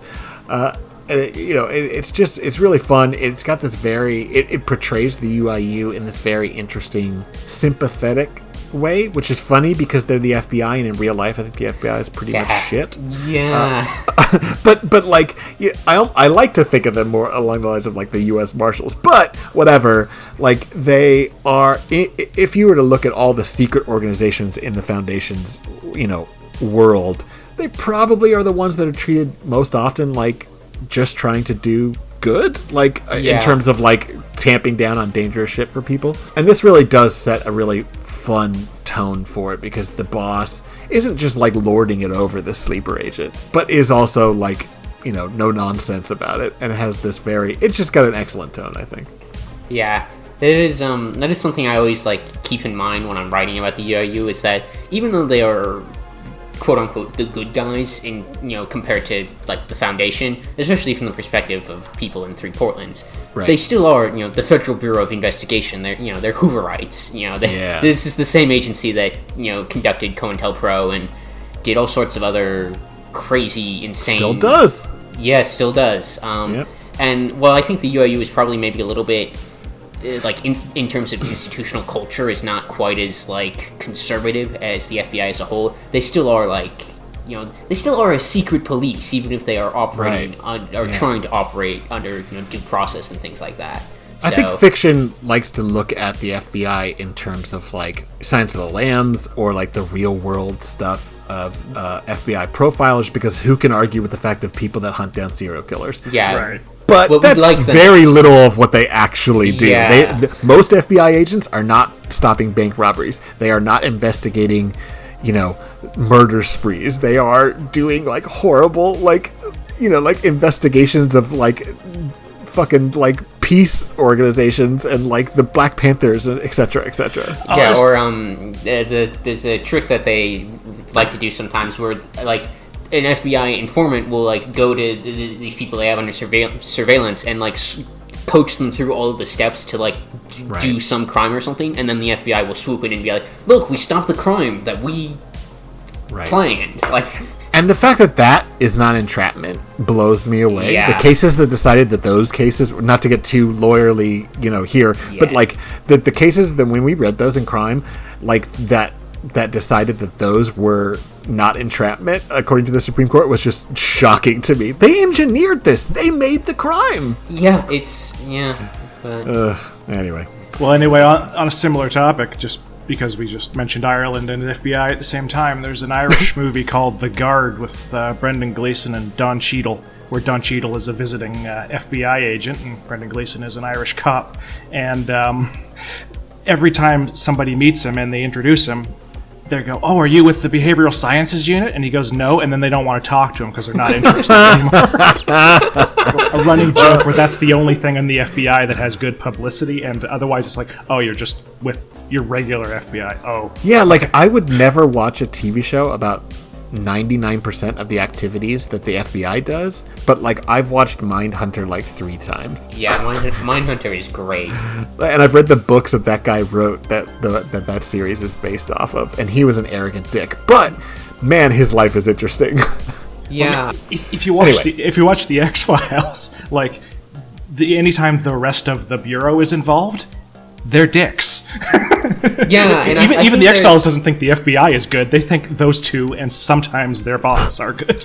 Yeah, and I think that's something else to keep in mind with the relationship between the UIU and the rest of the FBI, because the rest of the FBI thinks that they are, the X-Files UFO hunters, right? And in reality, yeah, there is like the little tiny UFO hunting unit that they keep around for show, but then they have like this entire other organization that is basically parallel to the entire Department of Justice, and whenever they have to go into like Quantico or whatever for like yearly training, or on some mundane thing, they have to put up with all of this stuff from other agents being like, "Oh, you guys are the UIUseless, huh?" Right? So yeah, when you say that it's the Department of Justice, I mean they even have like federal courts that only deal with the paranormal. Yeah. That's not a UIU thing, but like the fact that there is an entire shadow, like the way you described it in that bit that I read at the beginning, where it is literally a shadow of the Department of Justice and the federal legal system that only applies to the anomalous, which is fascinating. Okay, so let's talk about a different article, which is Somebody Else's Parking Lot in Sebastopol, which is by the very talented and unfortunately now absent Kate McTerris. Yes. And that is SCP-2972.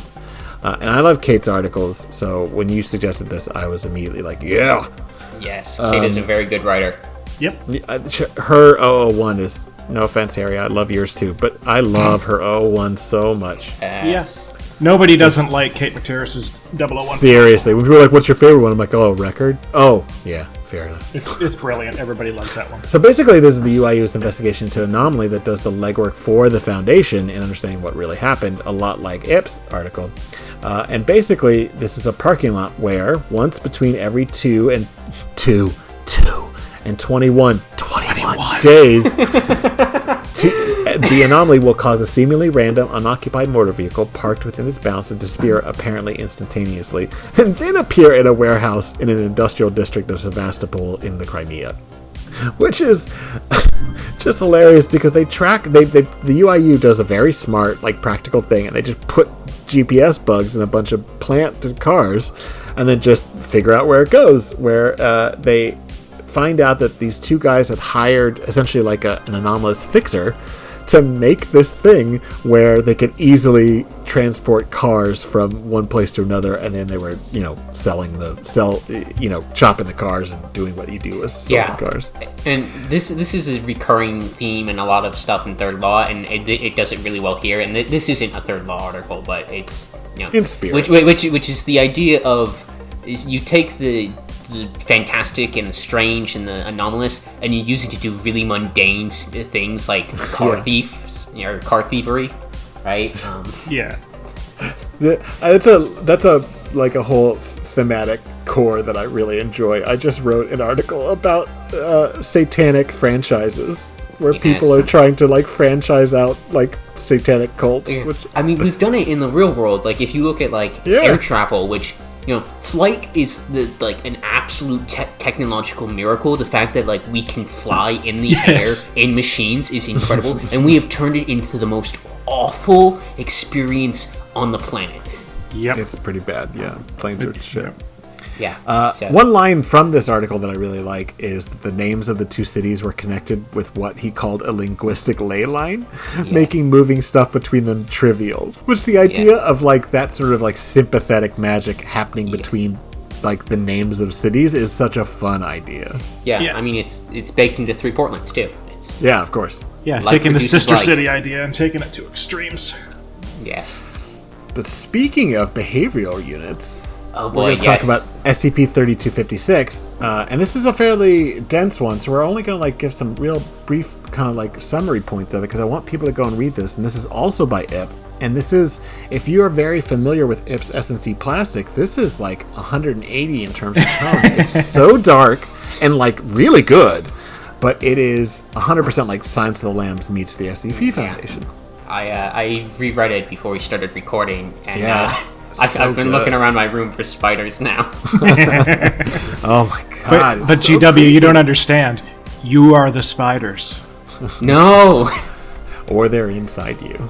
No. Which is way worse.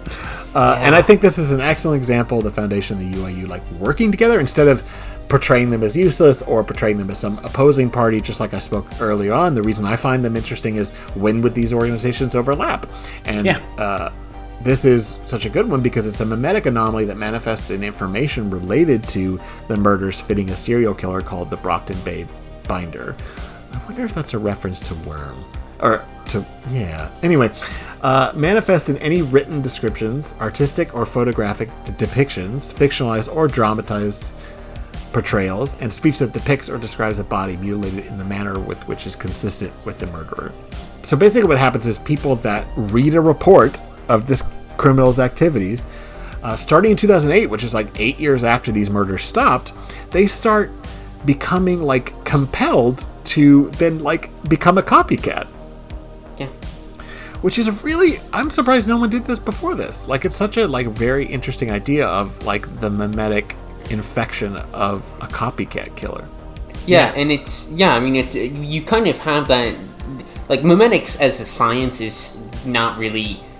There's a like real world study of memetics, but it's very very limited, and it's not at all like what it is on the wiki. No. But there is that kind of real world phenomenon of copycat killers and copycat, Yes, absolutely. Where you see something and you get the idea to do it, and that's memes. They influence behavior, and so the idea of kind of just dialing that up a little bit, and it's where it goes from being just you have this idea to you have this idea and you are compelled to act on it is very interesting. Yeah, it's like you were saying earlier when we were talking about the concepts and refining ideas. Like it's dialed to like the logical conclusion of like why do people find true crime, especially about serial killers, so fascinating? And I don't even like most true crime, but when it comes to serial killers, I'm pretty intrigued. And if you could be compelled to the point where like you not only, even if you had never a murderous thought in your head, would be compelled to then at least one recreation of the murderer's activities, it's pretty scary. And then this is just the like base launching point that they start from, right? And like this is like halfway to first base, and there is a whole rest of this article to go. And it's awesome. And that's why I would just want to like set it up, and then hey, everyone go read 3256 because it's incredible. Yes. Some of my favorite part is the fact that they start breaking down who is susceptible to this meme, and over 90% of them are male, lived in the Northeast. They're Caucasian, they're brunette, they're between 15 to 32 years old. A significant amount have had same-sex intimate relationship, and over half have only had sex 3 or less times. And it's discovered because an FBI profiler who worked in the Binder case turned into one of those that were infected and recreated the crimes, and so that got the UIU interested in, I believe, kind of brings in the SCP Foundation as well, and they form a joint task force to contain all those susceptible. Only it doesn't really work because at one point in 2009, roughly a year after this is discovered, there's like an outbreak, and it becomes like this widespread thing within this one regional area. I really think that people should just go and read it because the actual progression of the investigation is like really intriguing, and it does really just feel like Silence of the Lambs or an episode of Mindhunter. It just keeps getting weirder and weirder and grosser and stranger and weirder, and you think it's like, okay, is this gonna stop doing that? And it's not interested in stopping. It's gonna keep going. It's gonna keep getting worse. Like some of the stuff that we talked about with Dave You Fool, this also has an initial anomaly that is not the point. Yep. And it goes real off the wall, like you said, into the left field, only it's really creepy to the point where, as we hinted at earlier, spiders are involved. And it is in such a way that I'm not really particularly scared of spiders. And this is a very unsettling article. Yes. Of course, there's also cannibalism in it, and you don't like that, so... Yeah, I kind of skipped over that part. We got a little bit of everything for everybody. So, another one by Nat Voltaic is SCP-4566, which is the Mark of Xerox, which is a very funny title. Yes. I really like that title. And it's another third law. And this one is very much like we were talking about Series 3. It's just basically this idea that's just kind of thrown against the wall. It's described a little bit, and then you don't really need to go into it like in a massive narrative way, because it's just so valuable. Yeah. Also worth noting, this was an article from one of the Jam Cons, so it was that makes sense. In the span of like 24, 48 hours or something. That makes sense. It does feel like a Jam Con article. That makes sense. Only a good Well, that's because it is a Jam Con article. I think it won the Jam Con for that day. Okay, the reason you say only a good one is because we did enough Jam Cons that they sucked. The original ones, there's some good stuff. Yes. Well, yes. I'm never going to participate because I hate the idea of such a tight timeline. Well, for something. I participated this year at the last one, last year. It was good. You wrote some good shit. I was under this weird, apparently completely incorrect impression that you were supposed to write something that would be impressive to have written in 24 hours, and everybody else wrote funny 05s and won. Yeah. Oh, sorry, Harry. I'm sorry. It really hurt. Anyway. That's what GW you read the one about the Titanic sister ship. That was Jam. I love that one. That's what I want you to plug like right now. What is the number? People need to go read that. Oh god. 5238. Yes, 5238. Yes, that one's really good. Now it appeals to me specifically because it has like digs in at the French and the English, and that's like, delightful. It's hard to get both angles at once. No, I'm not really upset, actually. Some of my favorite articles came from JamCon. The Dr. Rockefeller article about Dune that we talked about was from JamCon. Yes. I thought it would be funny to pretend to be upset. There have been some good articles to come out of JamCon. Of course. I was just playing. If we've seen the last JamCon, I will not be that sad. Yes, I don't think most people would mind if it just never happened again. Or at I least just think we should wait have for a while. less contests. Yeah, fewer contests. That's my. We're filling up these lists so fast that we're looking at like an XK con like every year and a half. I don't need more contests in between. Here's my radical proposal for the SCP Wiki. We freeze the lists, and the only way to get a new slot is when something is deleted, and we just we slowly raise the deletion threshold until at least one thing is being deleted each day. I hate that idea. You are a real book burner, aren't you?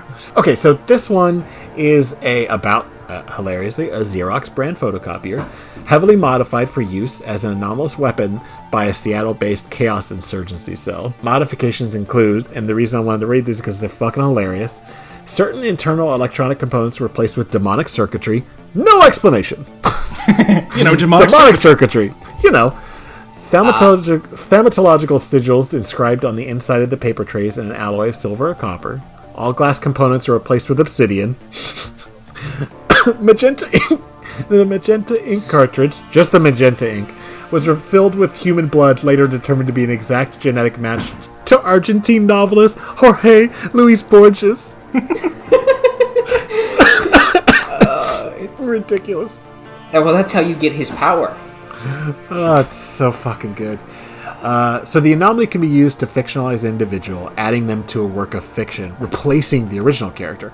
And it's another one of these where there's like a table, and it's different examples of people that have been quote-unquote fictionalized. And they are people that have names of famous characters because they were thrown into this work of fiction, and now that's how they exist. And so they were their name and history was then thrown into, the Count of Monte Cristo or whatever. Yeah, this is one of the ones that this could actually probably make even people who hate pataphysics happy, because it's pataphysics in reverse, which is what makes it so clever. It's not that an existing person went into fiction and met the characters who were there. It's the characters that you think are the existing characters used to be real people and got disposed of into fiction.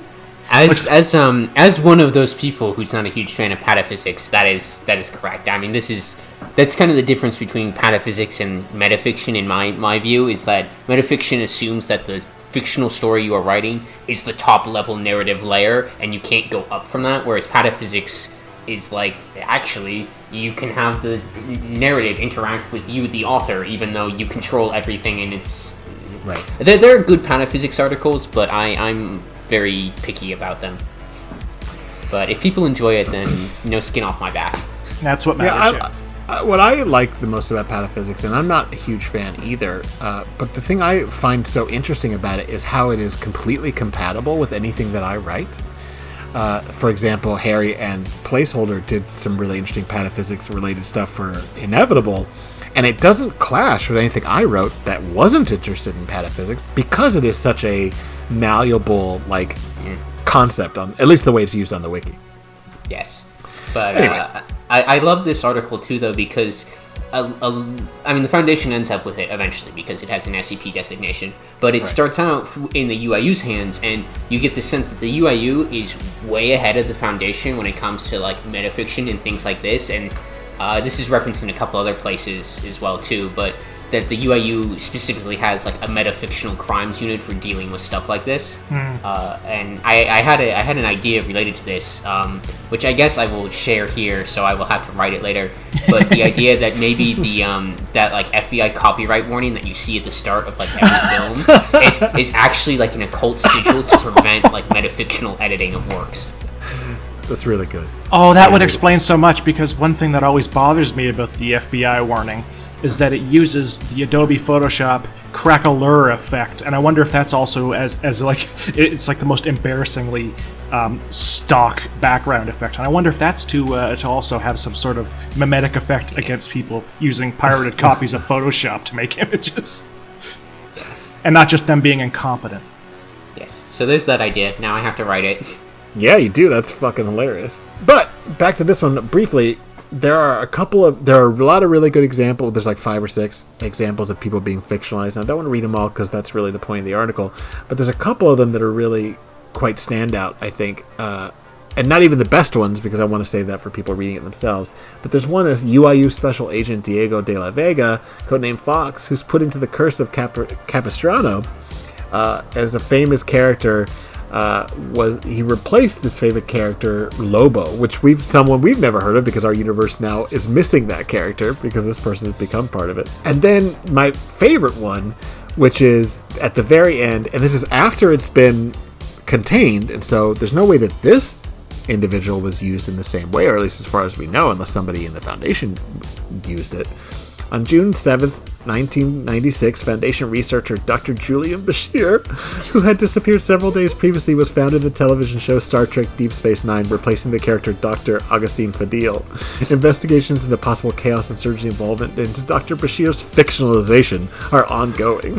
I love that. It makes so much sense to me because, I mean, Deep Space Nine is populated entirely by actors except for Siddiq Fadil, who I swear to God is no actor. So he definitely is a fictionalized Foundation character. He's a good actor. He's been in great movies. Yeah, not in that show, he's not, though. Not the beginning. I love this idea, too, of, like, taking your enemies and inserting them into a work of fiction and, like, trapping really them there. Fun. You're literally trivializing them. By fictionalization, you are trivializing the enemy combatant or whatever, because now they can literally have no effect on you. I love it. Yeah. It's like the craziest version of giving somebody concrete shoes. Just like, we'll just Xerox you into a book instead. It's so much fun. Yeah, and there's a great tale that is connected to this as well, too. Which is, what is it? Barrels of Prose and... Yes. I can't remember that second. Slugs of Lead, something like that? Yeah, Barrels of Prose and Slugs of Lead. Mm-hmm. Yes, which is about a UIU metafiction agent fighting a Chaos Insurgency metafiction author. And it's great. Yeah, it's really good. I read it and then thought it was a little complicated to like try and summarize on the podcast, so I didn't include it. But yes, people should go and read it. Yes, go read it. Also a JamCon article as well too. So what? It was? Yeah, but the two of them together. Because Chewbacca wrote the Barrels of Prose, I believe. Yes. I don't know. Yeah, and then Nat wrote the Mark of Xerox. Right. I believe. Yeah. Yeah. Mm-hmm. Yeah, it was Nat will take. Yeah. Wow, that's impressive. Okay, and then one of the last ones we'll go in depth on is Black Line by Itz Denali, who is a newer writer, and I honestly feel like underrated. They have written a lot of weird, interesting stuff. Like they did one that was like about a Taco Bell on the moon, which I fucking love that article. They're everywhere. Then they should be because they're delicious. Anyway, this is SCP-5082, and it's called The Black Line. And the Crown Box has made clear that any and all U.S. government employees that are authorized are to be given access to this document, which right off the bat is like, wait a minute, we're not keeping the secret from the government? No. If they ask and they're authorized, we got to show it to them. Because SCP-5082 is a highly complex thaumaturgical ritual that, when properly executed, grants a target human subject the ability to manipulate aspects of nearby universes as well as move between them. And the ritual's been completed 5 times throughout history, but in like different universes, and it kind of gives a timeline of these different ones. But the only one that really matters for the article is one done by a clandestine U.S. government team calling themselves Blackline. And Project Blackline functioned as a collaborative effort between several United States internal departments, including Department of Energy, Defense, and the Unusual Incidents Unit. So this is an interesting break from the rest of the articles we've talked about, because not only are the UIU not useless in this, and also not the good guys, they're part of this fairly heinous event, like the FBI often was. Yes. I also love that the Department of Energy is involved, because they sound very innocuous and no one really ever talks about it, but like, no, they are the nuclear weapons department. Like, that is basically all they do, is civilian control of nuclear weapons and running all of the like national labs that do nuclear weapons research. Yeah, they are actually like significantly influential. They're just all behind the scenes. Yeah. And I mean, they're also, got their hands in every power production facility in the country, And also significant in terms of like regulations involving, like pollution and et cetera, et cetera. So now they are pretty significant. But the big one is the nuclear stuff. And yes, of course. Yeah, it's Department of Energy, but nobody ever asks what kind of energy. Right, it's a euphemism. Yes. Anyway, so Crater Lake National Park was used at the site, and the ritual is successful, but that individual is like out of control and causes like rips in space-time before it's stabilized. And the rest of the article is about containing the individual and the dangers. And we don't need to go into it because that is actually the interesting part of the article. But the setup is really fun as an interesting like palate cleanser from the way that most of the UIU is portrayed as like such the good guys, because here they're like working security for this, top level like black budget like government program that goes very wrong. Yeah, like to be clear, they are trying to get a person who can influence reality through various realities, and they are doing this because they're scared of Iraq. Like, right. This was not Iran? Was it one of the? Well, it's 9/11, so it's 9/11. Yeah, so they're scared of the entirety of the Middle East, basically. Yeah, so this project was green. Yeah, it's America. It's America in 2001. They're terrified of everything that isn't America. And this is where America. This is where I lose all interest, because in reality, the government wasn't afraid of anyone after 9/11. They just used that as an excuse to extend their federal powers. Yes. Yeah. Oh gosh, most of our listeners will be too young to remember this, and that is frightening to me. But do you remember when we were like on the verge of going to war with France because they wouldn't like get involved in our? We were not on the verge of going to war. Okay, with but France. it was pretty bad for a while. Like it was bad in U.S. media. Yeah, the French were like, fries. whatever. Yeah, freedom fries. God. The French were like, hey, what the heck are you guys doing? And we're like, you have betrayed us. French are like, chill the fuck out. Yeah, the whole country just went crazy for a bit. Yeah, and everyone had U.S. flags on their cars. I mean, not me, and those immediately got replaced after, a year or so with like flags of local sports teams, because they didn't take the brackets off, but they kept the flag. Yep. Anyway, I wanted to quickly recommend 2 articles. One of them is mine, but interestingly, these articles were not written together. I didn't ever talk to Rounderhouse about it, and yet we've both like commented to each other how weirdly similar they are in some ways, because they're both about a UIU investigation into an anomalous cult. One of them for Rounderhouse, which is an excellent article, SCP-5982, and then my article, which is SCP-5512, and both of them were treated as at least an attempt. At least I think that's what Rounderhouse was doing, because certainly that's what the effect is an attempt to show a very competent UIU investigation into like a cult in the way that like the FBI dealt with like Waco or other places like that, only more effectively, and then watching it all kind of go to shit, but not because the UIU is incompetent, but because what they're dealing with is insane. Yeah, the FBI definitely botched Waco a little bit. Yes, but I just mean just a little bit. Just a wee bit. Well, while we're plugging one, can I plug one too? Yeah. I'm just going to read the description very quickly and then the name. This is one that's by Calibold. It's UIU. It's EIEIO file. It's UIU file 2001-023. It's by Calibold. Summary. Entity is an immense disembodied eyeball, capable of independent motion and sapient thought, was summoned by writer Alan Moore using occult magic for unknown purposes. Entity was separated from and is currently attempting to meet Alan Moore. Case file name, Moore then meets the eye. I forgot all about this article. It's so good. It's very funny. Of course, Alan Moore is a wizard, both in fiction and in real life. Yeah, right. I mean, I just think it's so... I mean, you can literally find quotes by that man about communing with nature by going into the forest and, like, talking with Merlin. And have you seen his beard? Were you stoned when you said that? On the record? Like, what the his fuck? Beard is magic. Yeah, no, anyone with a beard like that is a powerful wizard. Anyone with a beard like that needs to fucking trim it. It looks real bad. I love Alan Moore, and that shit is gross looking. It's the source of his power, like Samson. There you go. And then, very briefly, because I feel like we are coming up on 2 hours. GW, if you want to just very briefly throw out a rundown of what the Paramax dossier is.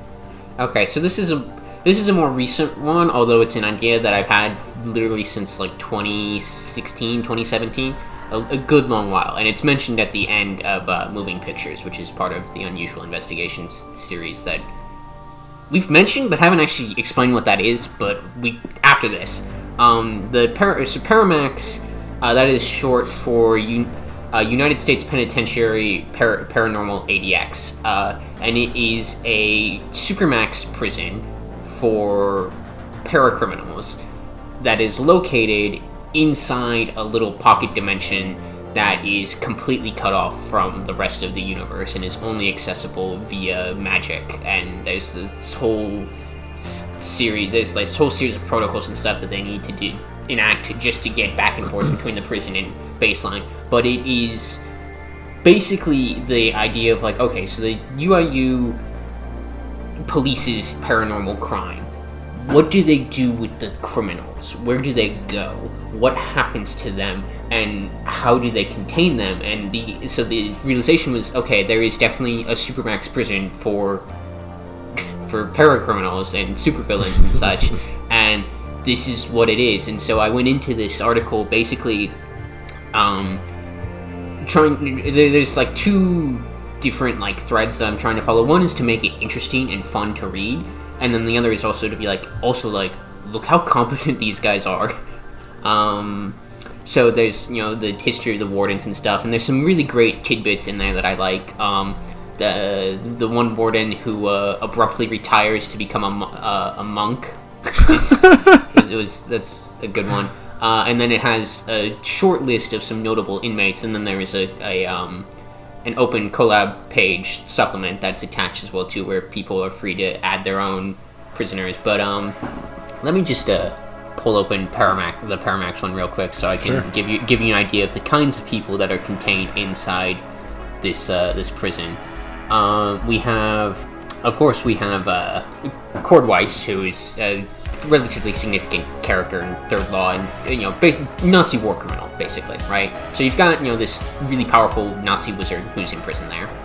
You have Karl Reiter, aka Dr. Deuterium, who is there because he held the UN General Assembly hostage with a paranuclear device. So you've got like actual supervillains. James Earl Carter Jr., clone.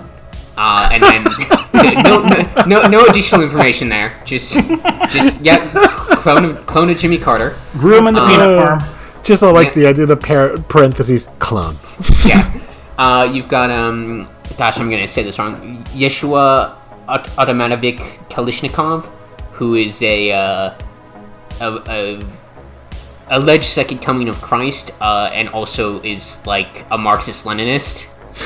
Get that man out of prison. Yeah. Let's go.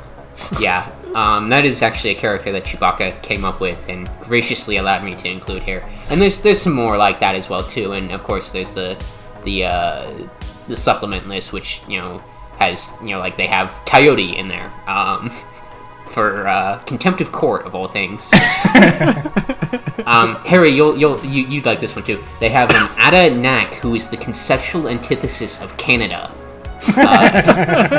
and a radical Prince Edward Island separatist who is there because the Canadian government can't hold him because he's immune to Canada. So they're like, here, you take him. Immune to Canada. Yeah, so I like that. There's a lot of good stuff in there that I've added, that other people have added, and that co-op list is open to everybody. So if people want to add stuff to it, I go through and like curate stuff, and if there's like an entry that gets added that I think is a good idea but maybe a little bit weak, I will do an edit pass on it. But it is an open log. And then the other one that is on here in the outline, if I see, is when parallel lines diverge. Yeah.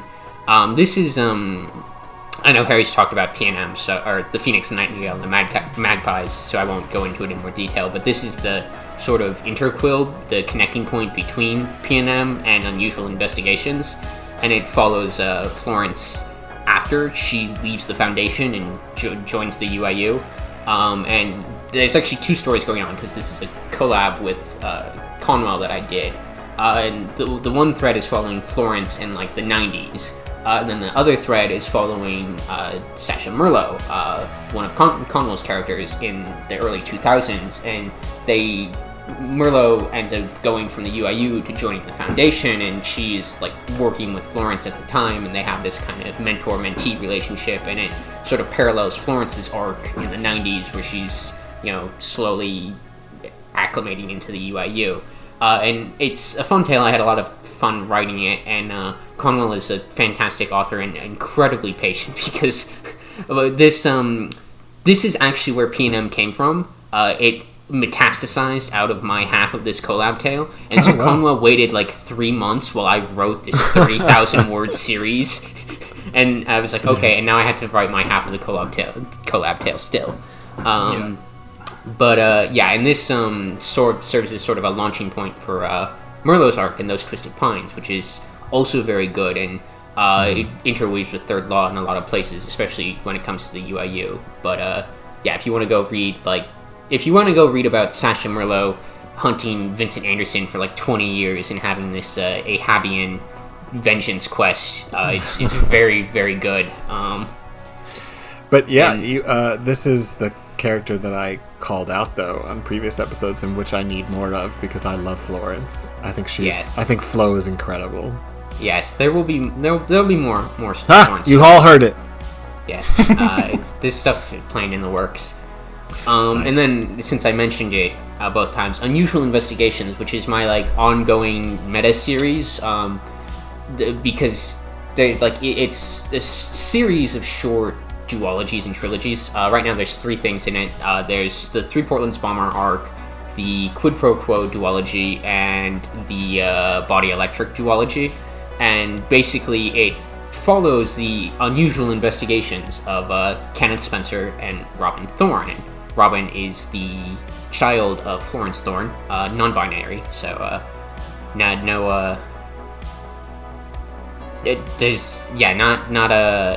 just child is the word there. Right. Terminology gets a little bit difficult sometimes, but I do my best. And basically, they are 2 UIU agents who are based in 3 Portlands. Thorne is a wizard, but not a super powerful one. They just do forensic thaumatology is what I refer to it I love as. that. And so it tracks them as they get involved in different shenanigans in 3 ports. So like the first trilogy is them dealing with a mimetic bomb threat that shows up in the middle of Portlands, and the Foundation gets involved, and they end up chasing the person responsible all the way to this museum outside of space. And then you have Thorne getting involved in Merlo's grudge against Anderson, and helping out there. And then the Body Electric is the most recent one, and that is the duology that the quote at the very beginning about the UIU came from.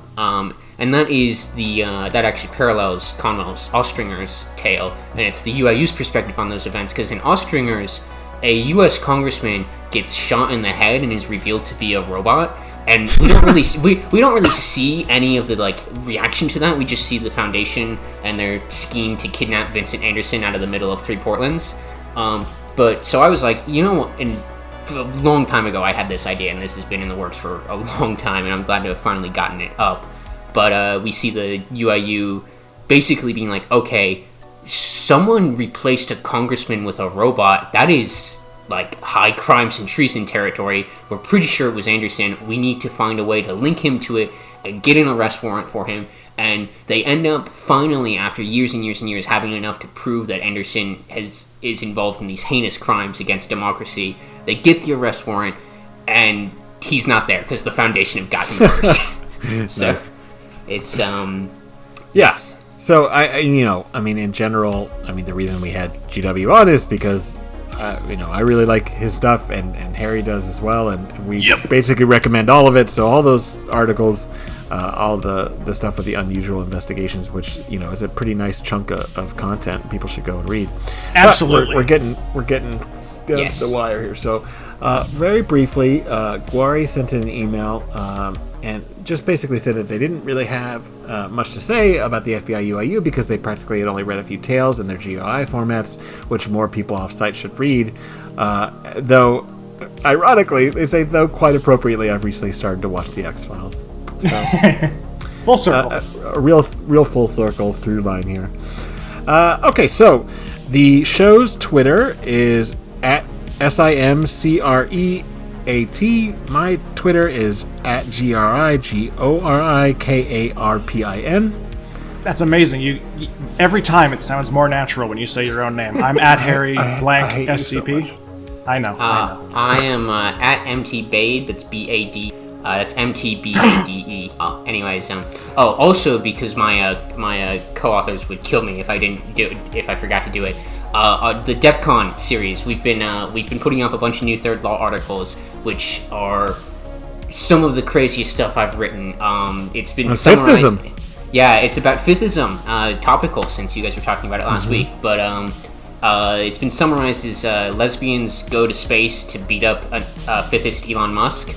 That's not wrong, but there's also a starship powered entirely by cake, and I just posted a thing earlier today, SCP-6523, which I spent many hours in Blender making fancy renders for it, and there's an animated GIF, and it's about there's a lot of stuff in there, including combat epistemology,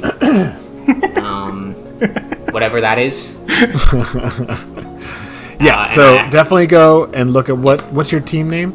The Ruse du Champ Memorial Contest Team. Because our last team was the Ruse du Champ Memorial Contest Team. Of course. It's okay. I thought it was Ruiz. It's not Ruiz? I have no idea how it's pronounced. Well, you see, I'm Canadian, so I can tell you that I'm from Ontario, and I have no further insight into how it's pronounced compared to you. Well, wouldn't you say it like Ruzed? Oh yeah, Quebecois pronunciation is Don't say. Well, that was a ZZ joke. Oh yeah, you guys say the letter wrong, and we say Z. Yes. Anyway, well, seeing as how you brought it up, Harry and I are both on a team with IP, and we also are doing stuff for the Department Con, which is the Department of Procurement and Liquidations. We've got 3 articles up.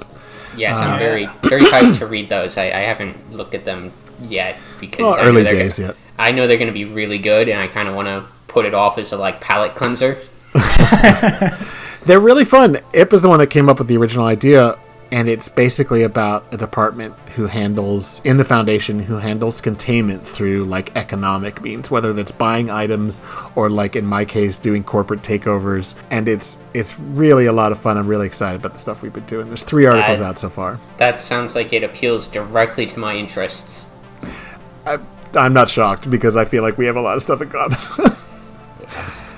Okay, so I think we're going to end it there and have a good time. We'll see you guys next week covering something. I don't know. We'll figure it out later. Yes. Thanks for joining us, GW. Yes, thank you for having me on. Thank you so much. We'll definitely have to have you on when we eventually do canons. We'll do third law. Yes. Yeah. Also, Prometheus Labs, which is something else I've been deeply involved in. Oh, that's okay. Yeah. There's a lot of stuff that I know a lot about, and I would love to come on and talk about it some more. It was a lot of fun, so yeah. Yeah, absolutely. Yes. Okay. See you guys next time. Later. Bye.